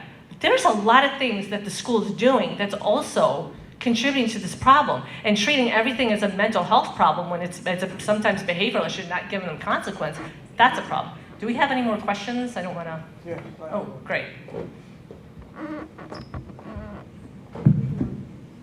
My name's Larry Russell. I grew up on Kent Street. Except for Nettie Brennan. Well, you got to talk right to it. Right Okay. into it. Is this all right? Yep. Is this better? Okay. Sure. Forgive me. I grew up on Kent Street. And I think the only person in this town that's older than me is Nettie Brennan. I have 5 kids and 10 grandkids. 7 are in the system. And the kids live here. Both mom and dad in each family are very well educated, master's degrees, served in the service, were cooked twice for 24 months. My son-in-law is still a Green Beret medic. They don't get this stuff. Right. When my daughter disowned me, literally, she said, my friends aren't going to like that, you know, because I was handing out brochures at the Knock Middle School and the Bresnahan School. You're going to do that? One of my friends is going to... I wanted to punch her right in the nose. And my question is, how do we take it? We who... I don't know how many people agree with what's going on here. I really don't. But 2.5 years ago, when Laurie told me what was going on, how can you not be concerned from the deepest part of your heart and soul if you got kids and you don't want to help them? They're getting... I can't believe that my daughter would say that to me. I can't believe that. But you know what it is in my head? I didn't grow up with any money. Anything I ever got financially, I earned it, and they have too. But they don't give a...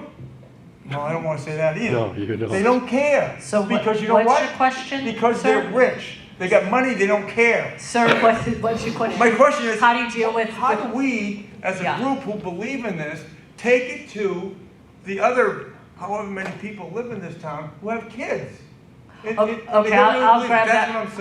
That's my Jamie point. and I have been doing this for years, talking to parents, and I think for the most part, parents want to believe that their schools can do no wrong, and that they are the experts, and that they know everything. And unfortunately, we've really taken the power away from even the schools. A lot of what the schools are doing are coming down from the federal government. So it's not even like I have a lot of sympathy for teachers. I'm so glad that you came and challenged us, because we want to have that discussion. We want to, look, let's find a better way to help you in the classroom. And I want to make sure that, my kids are grown. When my daughter went to Salve Regina for nursing school, 25% of the kids dropped out of nursing school at the first year because they were not prepared. They were not prepared. We have a nursing shortage. I point directly to the Common Core Math and Science, the Next Generation Science Centers. We're not preparing them. And when you go to the hospital and you're getting lousy treatment, or they don't have a nurse on staff, just remember that we're not preparing them. The other countries are, that's why they come over here. But mostly those people are coming over here at the doctorate level, at the doctor level. They're not sending over nurses. So just, these are the kinds of things that you have to have a conversation. I appreciate that you tried to invite her tonight. Do we have a video? Maybe she'll watch the video. I don't know. Sometimes it takes an incident to wake a parent up. Normally, that's when the parents wake up, is when there's an incident. I know of an instance 2 of them were little girls under the age of 6 years old were told by a female teacher, you know, you can become a boy if you want to. Go figure. Yeah, I mean, I kind of frame my remarks around history and civics, and I think that, you know, look, how parents individually or grandparents bring up their kids is largely their decision. I do think that there are messages that are drawn from American history that can teach kids. I gave the example of MLK, but there are a variety of examples of across American history of people learning and respecting the rule of law, respecting authority, having some respect for authority. That kind of generally starts with, you know, knowing the basics of civics and checks and balances, and how we in this country have tried in our modest way to create justice by way of holding authority accountable, right? Like, that's a fundamental feature, whether it's the American Revolution or MLK, or is using the rule of law, using constitutionalism, using the Bill of Rights to hold authority accountable. That's generally what Americans kind of pledged themselves to, right? So, and I think that those are the kinds of messages. I mean, we have wandered so far afield with all of these, whether it could be social emotional learning or all these other fads. They're not focusing on the fundamentals that, as I said at the beginning, that's what the intent of the Constitution of this state and the people that framed the Constitution and established the state in this country said. You have to teach people about citizenship, and as part of it is respect and toleration for people that disagree with you, or they're a different religion or a different color or what have you. And those are the ways, and that's the curriculum is where kids should be learning that. And that's why it's important to have teachers that are prepared properly so that they understand the academic content, they can pass on the knowledge, so that they're able to convey to kids a respect for authority, and authority will respect them too. I mean, it's a two-way street. So, but I think a lot of it, frankly, gets back to the curriculum, and that is the most important thing. Any school committee meeting, you go to them, they don't talk about the curriculum. They talk about the bus schedule and where they're going to move where they're going to throw the javelins, and the food service and all the contracts, all the stuff. It's all bureaucratic stuff. It's administrivia, okay? It's administrivia. The focus and the mission of a school, and the focus and mission of a school district, is to educate young people. Educate people in what? That's the fundamental question. What's a good life? What's the knowledge that you need to know to be a citizen, to be a good person? These are the basic things. All that other stuff is a waste of time. And we have gotten brilliant at wasting our time, wasting school committee meeting, wasting money year after year after year on these things that are not working. So, you know, the great things about Americans is they're very practical and they can right the ship. And so it's going to require us to think about our schools in a different way, think about our teachers in a different way, and think primarily about the substance of what's taught. Everything else should be, the adults make the decisions around, should be supporting that core thing of teaching that kid about authority and about the kind of intergenerational connections that have been, frankly, the American dream. Any other questions?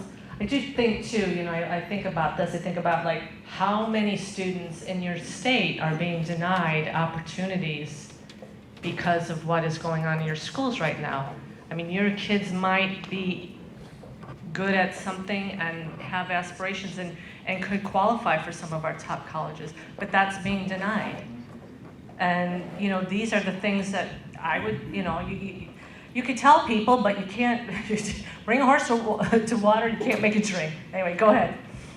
I just have a brief comment for you and then a question for Jamie. So your story about the 2 students in New Hampshire who filled out that permission slip to get vaccine, and they were like, don't vaccinate my kid, and they still vaccinated their children. It scares me to death.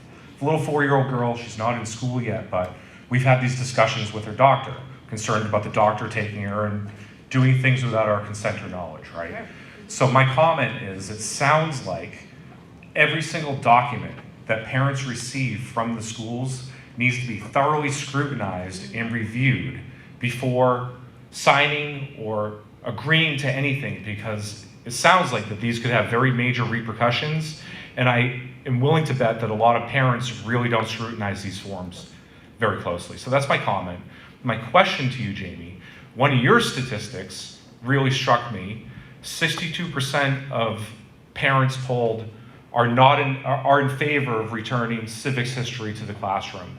It's the 38% that I'm asking about. So over 1 in 3 parents that are like, we don't want civics taught to our children.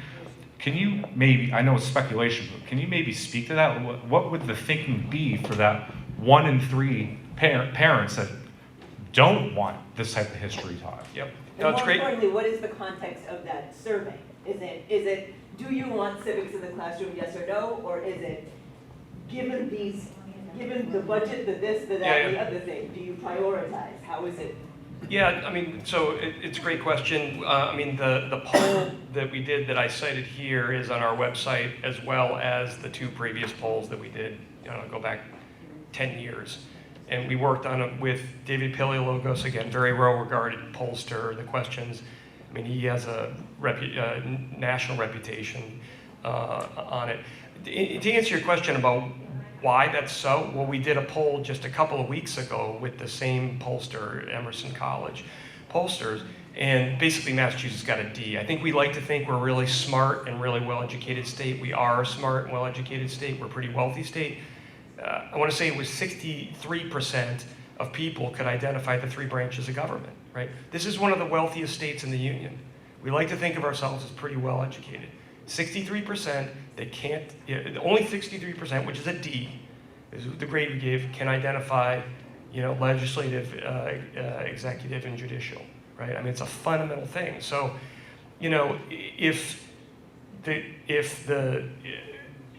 it doesn't mirror precisely, but the fact is that people are supportive of it. They're generally speaking supportive and generally think that this is happening. I think COVID revealed to a lot of people, when they got to see all over the country what their kids are actually learning, it was so far removed from what they thought was going on. They just paid their property taxes, paid their mortgage, paid their taxes, voted for the politicians, and they just assumed that all these things related to the founding documents or Lincoln or MLK or whatever was being taught.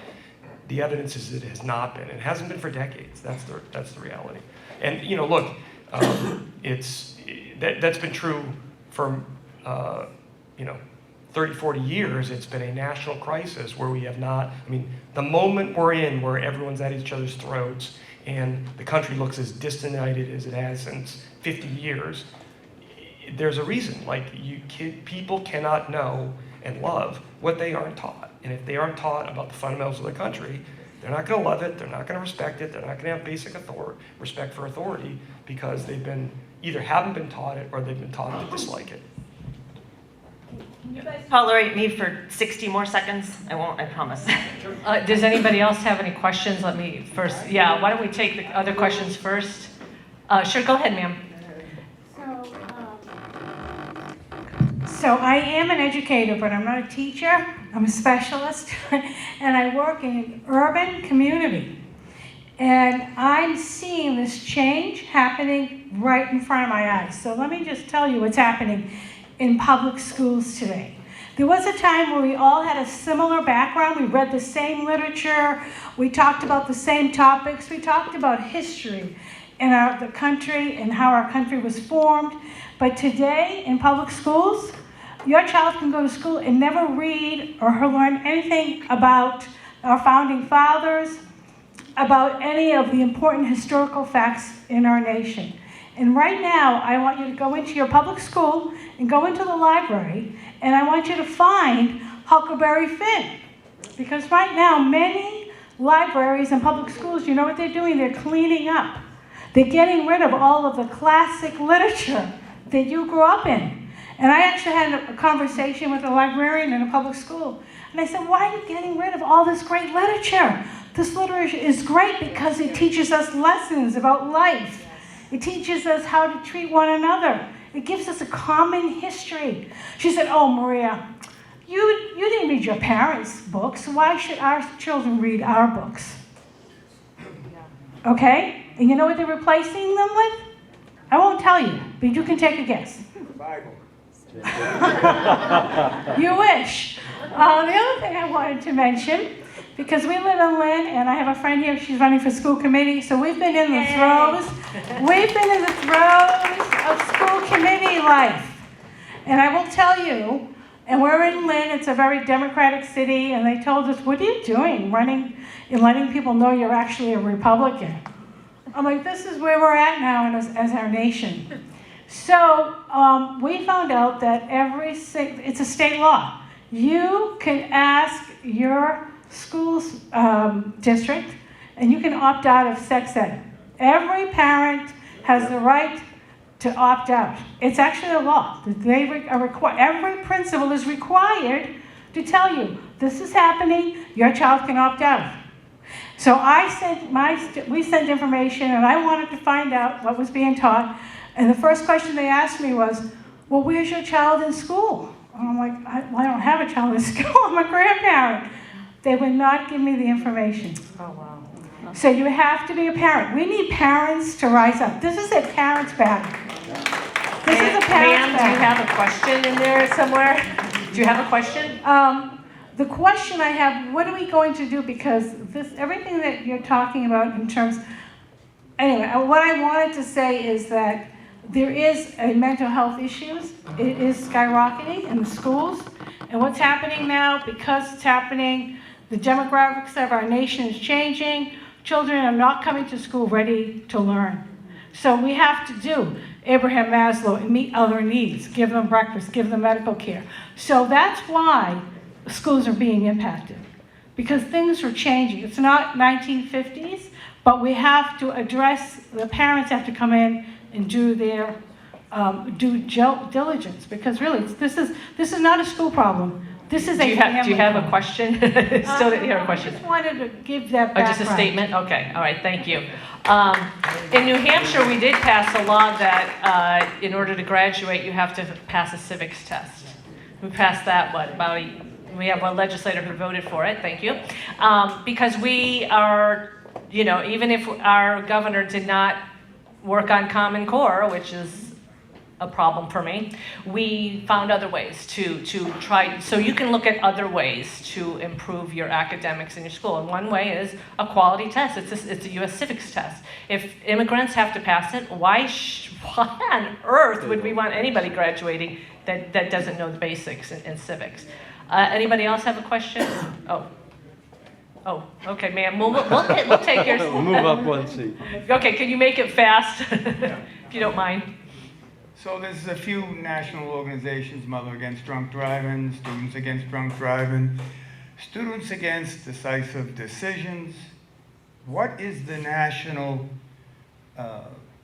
organization where parents can actually get support and they come and help the schools? Okay. Because you just said Gates and probably Soros is on the other side. What Republican billionaires have this foundation or organization so that these parents, when they come to the school board, they're not coming alone. They're coming with a national group that is well-funded, and maybe they can sponsor some of these things and raise funds. So all right, that's so, what I got to say so about first of that. all, you know Lori. So I would say she's probably the person whoever's running this. You've got a database of people right here. You've got the Pioneer Institute. I'll let Jamie talk about that a little bit more. You have Parents Defending Education. That's another national organization. You've got Moms for Liberty, which, I try not to get so partisan because I know that this state was pretty democratic when they had the best standards in the country. So I still believe in my heart that, now I will tell you, legislators don't seem to be, it seems to be very partisan. But I think your average mom, your average person, no matter where they stand on political things, do want a good education. Some are in denial, like the gentleman's daughter. I get that. But I do think that you can cross party lines on something. I get parents calling me all the time. I work with teachers all the time. I work with the ACLU in the past on stuff. I communicate with the teachers union and representatives in New Hampshire. I don't think they like me, but we do communicate. And I will sit down with anybody, and I will talk to anybody, and I don't care what party you're from. I don't care about that. I think you really need to make it more about finding ways to improve your schools versus really Republican versus Democrat. I think it's really, bring in the Democrats. We need them. We need those parents. I'm gonna let Jamie also. Yeah, I mean, it's a great question, because the reality of it, and I touched on it earlier, is that, I mean, the primary entity which that runs K-12 education in this country, the teachers unions, and the school committees and the superintendents. They are the main special interests that control much of the educational policy making in this state, and have for a while. There were some outliers. Anne Marie's correct. We did have some really good leadership in the 90s and early 2000s that was willing to represent the sort of larger common good and say no to the teachers unions on MCAS or charter schools or standards or whatever. But it's like that sequel to Star Wars, The Empire Strikes Back, and they have a lot of power. They've got 150,000 members, and it's true on the national level. The big players nationally are the two teachers unions, the Governors Association, and it's not necessarily one party or the other. I mean, they were the ones that were driving Common Core, the Council of Chief State School Officers, those are the commissioners of education. These are special interest groups. They're totally unaccountable to the public, by the way. I mean, they are a corporate entity. That's what they are. They represent their membership, and they are really, really good at it.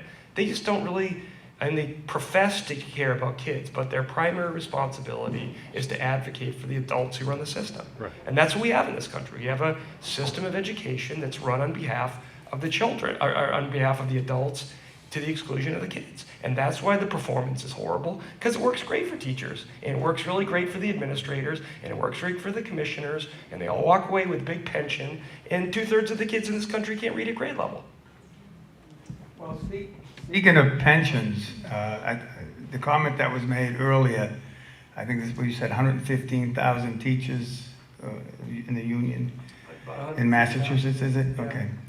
So if they went to facilitators and eliminated a lot of these teachers.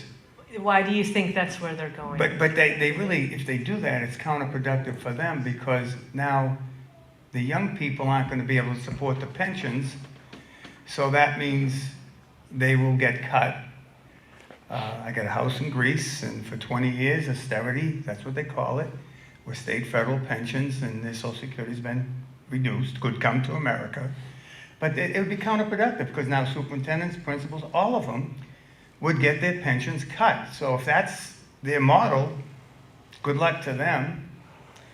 And the other thing I was They tried the model in Texas years ago. It's called C-Scope. Do you remember that? C-Scope. They tried that in Texas years ago, where they pretty much put the kids in front of a screen and had the kids working off the screen, and the teachers started reporting what was going on with what was being taught, and the teachers were blowing it up. Because if you think you're going to get a better education from ed tech than you are going to get from a highly qualified, you guys, this is the other thing, not only did you guys improve the standards, you focused on teacher quality in the classroom. You made sure that your teachers were going to professional development to make them smarter in the subjects that they were teaching. Now, the professional development, political. A lot of it's political. And then, again, I speak in very general terms. I'm not speaking to every school out there, but I work with a lot of teachers. So what you should be doing, everybody should be asking their superintendent, show me what your teachers are doing in professional development every year. How much money did you spend on that? And look at what they're doing. How much of it is political? I had a parent call me up and say, my wife's a teacher and she's learning about what's going on in Rwanda or something. And I'm like, well, that's because they're politicizing it. They're not you don't help a teacher that way. You help a teacher who they were testing them on math in Massachusetts. That's why they changed they focused on making sure the teacher knew math. They were failing basic math in Massachusetts. You can go back and look this up in the newspaper. The teachers were failing math, basic math in this state, and that's what they made sure. So when you put a teacher in the classroom, they know their stuff. That's how you help a teacher. That's a way, you have a teacher, I mean, Bill Gates is already saying you guys are going to be replaced. Anyway, why don't we go to that lady back there? End with this one. Strong schools have strong administration. True. Weak schools have weak administration. Right. And maybe a new organization could come in called Parents Against Woke Schools, called PAWS. I always think it should be positive. How about Parents for Quality Academics in your school or something like that? I think people want to get behind something that's going to be positive. Hi. Hi, thank you both very much. I have a comment and a question. If anyone here doesn't know, because you brought it up and I know you're mostly focused on New Hampshire, please follow legislation in Massachusetts.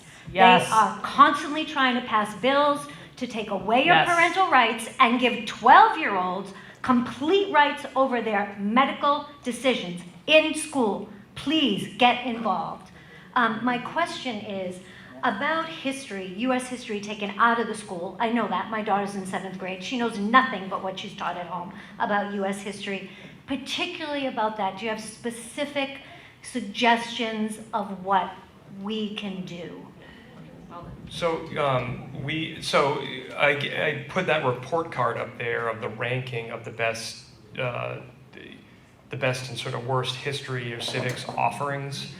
That's a good place to look. I mean, it's on our website. I can't remember well, actually, there's a chapter in our book that has the report card in it. But so I would look there, and a lot of that is available. I mean, the core knowledge sequence, E.D. Hirsch is a long-time respected, like Sandra Stotsky, long-time respected standards expert. His core knowledge sequence is primarily in the early grades and through middle school. However, they do have materials for history and civics. But it's got to be a sequential thing. It can't just be catch as catch can. It's got to build, you know.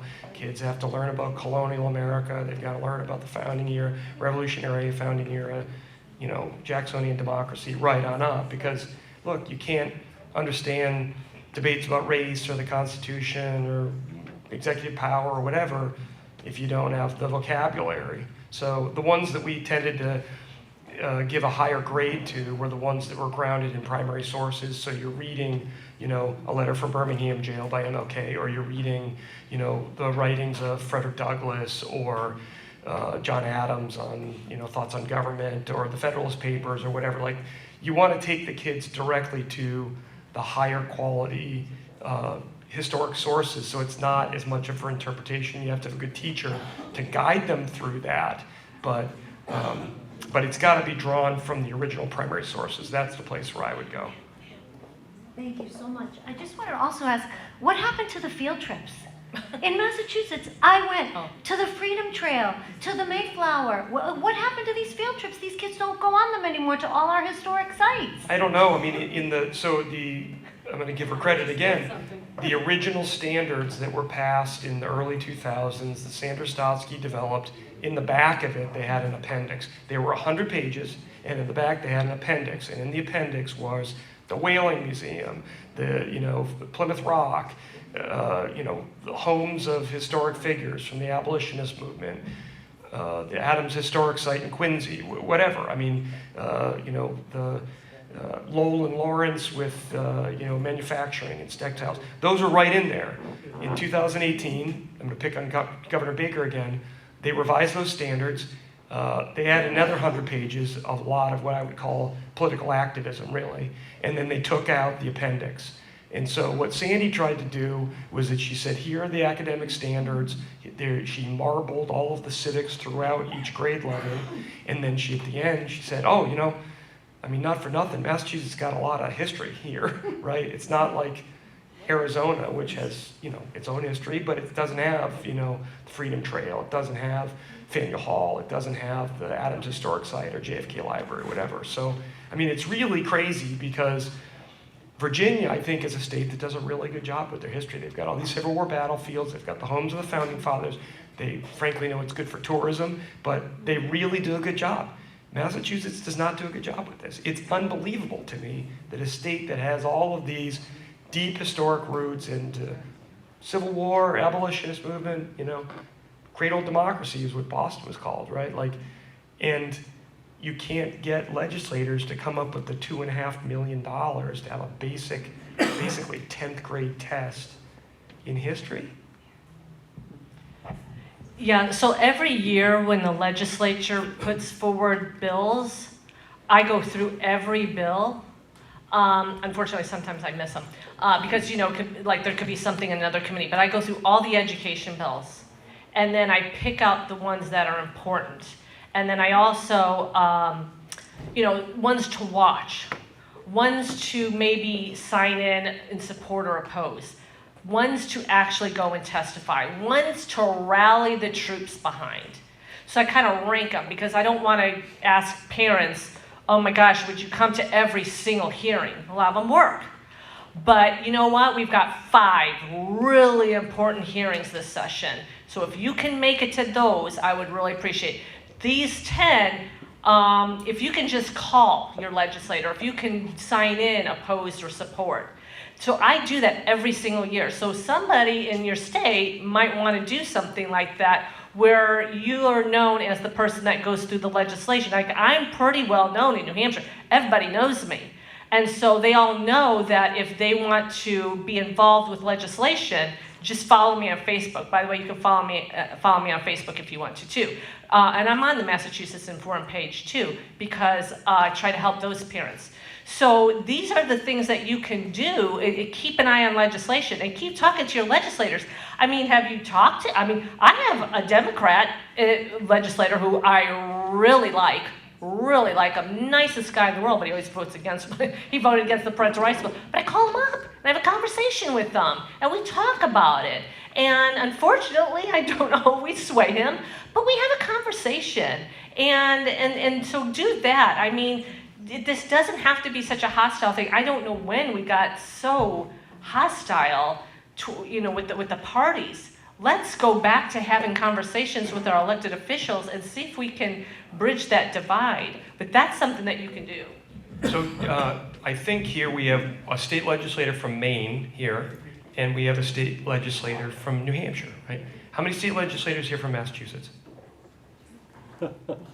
Okay, so, it tells you a lot that we have legislators from other states in New England that, want to hear and engage in this kind of conversation. And I think that's the thing is that, look, building on what Anne Marie said, when we did this big ed reform law, it was Bill Weld, sort of moderate to liberal Republican. We had Mark Roosevelt and Tom Birmingham, pretty liberal Democrats who were able to come down. It almost seems quaint now. They're like, we're going to put more money into the system, which is what the teachers' unions and a lot of special interests want. And in exchange for that, we're going to do standards and accountability in charter schools. And it was a deal. It was a political deal. It was good policy. And it served the state historically well. That's the job of legislators, is to make the deals, put together deals. I'm going to get something, and you're going to get something. We're going to put together the deal and make it happen and move ourselves forward. I don't care whether it's Washington, D.C. or a lot of these state houses. They don't have the ability to make the compromises and the deals. But when they do it, in Massachusetts again, what Massachusetts did in 1993 was the best thing that any state has done in the last 50 years. Everyone was wringing their hands about K-12 education. These guys got it together and they made it happen and they had good people to implement it and it took us to historic achievements. That's what we have to expect. Like when you're talking to your state legislator, say, what deal are you going to give up and what are you going to, what are you going to give and what are you going to give up to move the state forward on this, and this thing? That's their job. Did you have a question? Thank you. I think this has been a very insightful meeting. My question is somewhat related to this gentleman's question is, how do you suppose we motivate parents and citizens to get involved? And you may have maybe already answered that question, but as a follow-up, this was enlightening. We were talking about how to improve children's education, where the standards have fallen, and I think those are those are the conversations I think we should be having and should have been having for many years. I have 2 young children, one in first grade, and my biggest concern is that my children don't become indoctrinated. And I don't mean to say that in a inflammatory manner, but the amount of pornography that our children are being exposed to, somewhat in schools, but certainly in our libraries, the issues. I mean, there's so many, children being told they're oppressors and they're racist and they're 5 and 6 years old. So those issues seem to be at the forefront, and I think this gentleman's point was that if we can't get parents involved in those issues, how are we going to get parents involved, or what's the best strategy to get parents involved on, whether or not we're teaching enough civics or we're teaching enough about government? So that's my question. How do we get parents and citizens involved? Also, side note, I'm working on a voter ID petition for Massachusetts, so I'll be in the back if anyone's interested in signing. It brings voter ID when you vote in Massachusetts, whether through a photo ID or through an affidavit. I don't want to take up a lot of time on that, but we are trying to collect a lot of signatures. Okay, no problem. I'll answer that, and then I'll have Jamie. You brought up the biggest challenge that I face, and that is to get parents off the couch. In 20 years, that is my biggest challenge. How do I get parents off the couch? And you know what? I've got some. I got a parent here tonight. I've got some who are doing fantastic, but unfortunately, they're a very small number. They're looking out for their kids. One of the things you should do if you're worried about indoctrination, and that, take it to your school board. Even if you're one person, take it to your school board. Take it to your legislators. Go to the House Education Committee. Let me tell you, because I call them in. I call the parents in. I'm like, okay, you had this problem. Let's go to our legislators and let's tell them about it. And I have the superintendent's representative there, and they're looking around like, oh crap, they're calling us out on what we're doing in the schools to our legislators, because a lot of times the legislators don't know what's going on inside the schools. So go to your hearings, your public hearings with your legislators. If you see important legislation in terms of indoctrination or something like that, the best argument that you can make in terms of indoctrination is literacy, academic excellence. When they are spending time indoctrinating kids on political motivated garbage, and I don't care what side it's on. I've seen both sides come before the legislature and ask for, can we change the law and make things this way? And I'm like, I don't care what side of the fence you're on. It needs to be academic. So you keep your arguments focused on academic excellence and not the political stuff. If your school is engaging in that, you should be at your school board meetings telling them this is unacceptable. Here's what you're doing. You know that you had, and I don't know if you could do this in your school, but you had Hal Shurtleff. Hal Shurtleff sued the state of Massachusetts. He lives in New Hampshire now. Hal Shurtleff, you were flying the some flag. China flag? Oh, they were doing the communist flag. Okay, yes. So he asked for the Christian flag to be flown at the State House. Oh no, we can't have that. So he sued the state of Massachusetts. And I know Hal personally. And he won. He won because the justices that voted that weighed in on that, I think that was a unanimous decision, if I'm not mistaken. Was that unanimous? Okay, so there's your unanimous decision. You had a Supreme Court that said, you don't get to fly the Chinese flag without, there's something called viewpoint discrimination. So like if your child goes to school and they're told to take that Trump shirt off, but the other kid the other day wore a Biden shirt and he wasn't told to take it off, that's viewpoint discrimination. So you can also talk to attorneys and say, this is what we did in New Hampshire. Let me tell you what we did. We had a parent file. You have a Human Rights Commission in Massachusetts. If you're asking them for equal representation, let's say, and they're saying no, take it to the Human Rights Commission and let them know that they're focused on this, but they're not, inclusive to your point of view. But quite frankly, I'll be honest with you, I'm sick of it. I'm sick of it. It shouldn't even be a battle. You shouldn't even have to be dealing with this. It should be academic, and you shouldn't have to go in and say, you know, I want my Christian or whatever, Jewish or whatever, Muslim viewpoint too, because you're presenting this. It shouldn't be that way. Yeah, I mean, so first of all, I mean, Anne-Marie, Heidi, Michael Gendry, these are the people you should talk to. They're really good at organizing parents and organizing events like this. Lori's done a wonderful job. My expertise is not in that area, but they are really good at it. I mean, I can just tell you, we did dozens of events all over Massachusetts, New Hampshire, and Maine, and other places, and they're really good at it. But I just get back to a lot of these are like curriculum. 95% of what goes on in education really is just administrivia. It's a total waste of time. And the bureaucrats and the special interests will be happy to spend all their time doing that because they don't want to talk about the substance of what's taught and then being held accountable for it. So that's sort of my, if there's a kind of a mantra, it's the curriculum. That's what everything should be organized, and all the conversation should be, and the people at the school level and at the state level, and they need to be held accountable, and they should show you what it is. You're paying for it. You're a taxpayer. You shouldn't have to just be a parent. You're a taxpayer in the community. You should be able to see what the kids are being taught. Oh yeah, please come up to the microphone. I wanted to share something. Now I forgot it. Darn it. Oh. Jamie brought this up earlier, the core knowledge, scope and sequence. If you Google core knowledge, scope and sequence, you will bring up what core knowledge sets out for each subject at each grade level. So what I told this parent and the other parent at a school up in New Hampshire is I said, take your child's in 5th grade, let's say, look at what they expect to be taught in history for 5th grade. Then go to the teacher and say, what are you teaching? Highlight what you're teaching this year.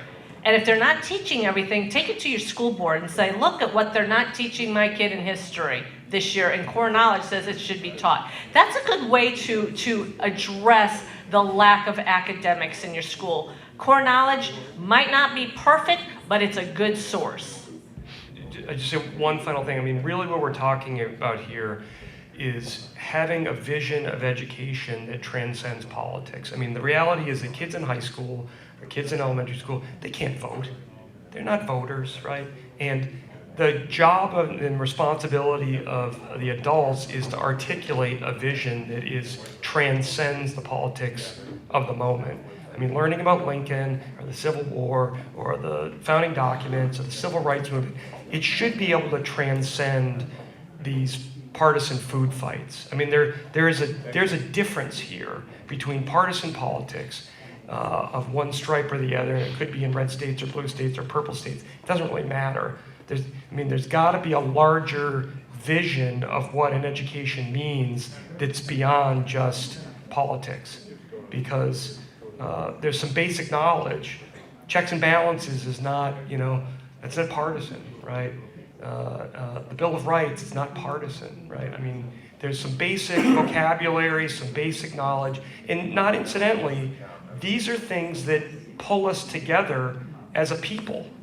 I mean, we've spent so much time and energy dividing ourselves by every little subgroup you can possibly imagine.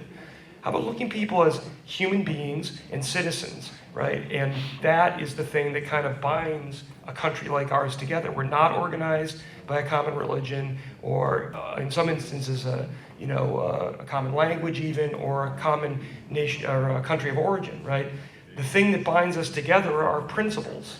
And you find those in the founding documents, you find them in the speeches of MLK, and the speeches of Lincoln, and those are the kinds of things, these shared ideals, these democratic ideals. That's what we need to be teaching our kids, not to divide themselves up and distrust someone on this X, Y, and Z little criteria, that most of them are accidents of birth anyway. I mean, the thing that you use your brain to figure out are what are the principles in common that we share as a democratic society. Go ahead. Hi, my name is Erin Acevedo. I'm a chiropractor and physician in the local area, and I'm concerned about the health of our kids. I've seen a lot of decline in health in children, and I would like to address a couple of specific things that I think are really important, and that is the wireless technology, the risks involved with wireless technology.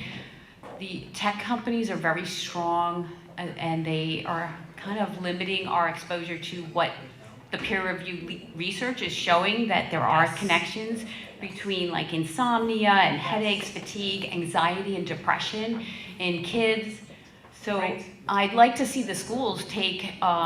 Good luck. And Good luck. It's sad. Good luck. Because I'm with you on this one completely. It's ridiculous. I'm sorry. Go ahead. Yeah. Well, I do need some luck, I guess, in getting this message out, because the schools are promoting all this wireless technology in the phones. There's actually been studies on cell phone safety. The National Toxicology Institute did a 20-year study, and it did prove that there was a radiation. The radiation does cause cancer and DNA damage. Yep. And the kids are just walking around with these things plastered to their head, And the Chromebooks, sleeping with them, and the iPads, and the iPads. And parents can't take them away because, you know, they're sharing naked pictures or whatever they're doing on them because their homework's on them. Right. And I'm going, and you know, and then these kids, these boys who get them, could be charged with child pornography if they have an underage girl's naked picture. And I can tell you, that's all they do is share those pictures. So, yeah, I'm sorry. Go ahead. Did you have a question in there? Just if you could guide me on how to get in touch with some local school officials that we can present this information to, because I have an expert speaker coming to speak at the Boxford First Congregational Church, November 30th, and she's going to stay an extra day, Friday morning, December 1st. Great. Cece Doucette, she's from Massachusetts for Safe Technology. I have some of the information that she's put out here. If anyone's interested, I have a meter that will show and measure radiation. It's an invisible radiation, so you can't see it. So maybe Lori can help you with getting bodies to that meeting. Maybe she can send out that invitation. I think what you need is you don't need a lot. You don't need 100 people going into a school board meeting, but maybe you pick a school district that you can get 10 parents to come to a school board meeting, and all of you go to the microphone during public comments and say, this is what it is. What are you going to do about it? Now that we know, we have evidence that this is a problem. What are you going to do? I mean, you have these schools saying we're going to get into the mental health business, and you're providing them with things that cause mental health problems. Does it make sense? Or medical issues. You're providing things that could cause medical problems. But I would focus maybe on one school. Like that's what I did last night. Went to my school board meeting, focused on the school-based clinics. And so now I'm going to take it to other parents and say, now you need to go to your school and you need to tell them what happened in Maine and see if possible you can just nip this in the bud and they don't even bring in the clinics. And then we're going to try it at the legislative level too. Talk to your legislators. What about some legislation? People don't know this, but privacy was gutted during the Obama administration when he wiped out privacy for students in the FERPA law. The FERPA is the student privacy law. He basically said, well, we're going to make exceptions to your privacy, students. And if you call yourself a researcher, boom, stuff can leave. Why do you think prior to the FERPA law being gutted, the technology companies couldn't do it without parental consent? So everything that's going into these Chromebooks now, the software companies call themselves researchers, and they don't have to get parental consent now. They're going to do research on all this data that they're collecting on students through their Chromebooks and things like that. Yeah, why don't we do one more if we have one more, and then we're going to go. Sorry. Oh, we missed that one lady. Oh, well. Thank you also for coming. Very interesting evening. I work for Massachusetts Family Institute, so I just want to put a plug in that it's a great organization, and that's mafamily.org. You can go to their website and get a lot of information about what's going on in Massachusetts, and also just ways that you could even receive training if you're thinking about running for school committee or being an advocate in some way. Anyway, it's, you know, go to the website, but that's just like a side thing. You mentioned transformative SEL, and I just was wondering if you could give a few more details about that, because I think that's a huge topic. Right, so Thank you. social emotional learning really was supposed to be targeted towards kids that were having behavior issues. It was really supposed to be just targeted towards those kids. It became a school-wide issue for all kids. And then I'm trying to think, it was just a few years ago that they came out with transformative SEL. And that's where they're going to really focus on, where before it was maybe focused on 5 skills that Castle set for students. Well, now we're going to go into transformative SEL that's going to focus on equity and race and gender and things like that. So how that's going to look in an SEL program, you would have to look at every single one to see exactly how they're treating that. But I just want everybody to know that when it goes to transformative SEL, it changes significantly. At the beginning, you know, just regular SEL is bad enough, but now it's going to go to transformative SEL, which is going to really focus on more politicizing these hot topic controversial issues instead of, you know, now your kids are going to be spending time doing that. Learning what the state wants you to have as values. If you notice that this is coming from top down, so this is what they want you to have as values, actually Castle.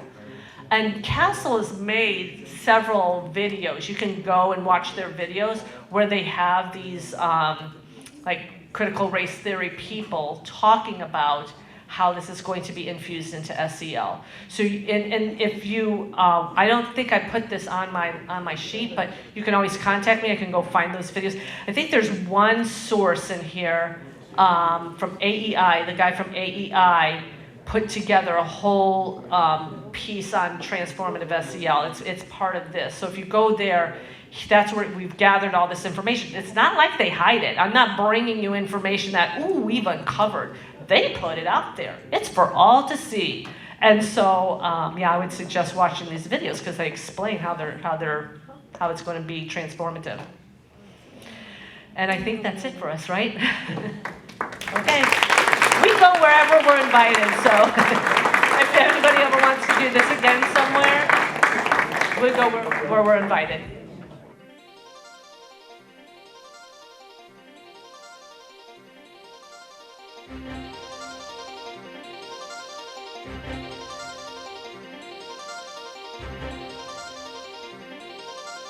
Thank you.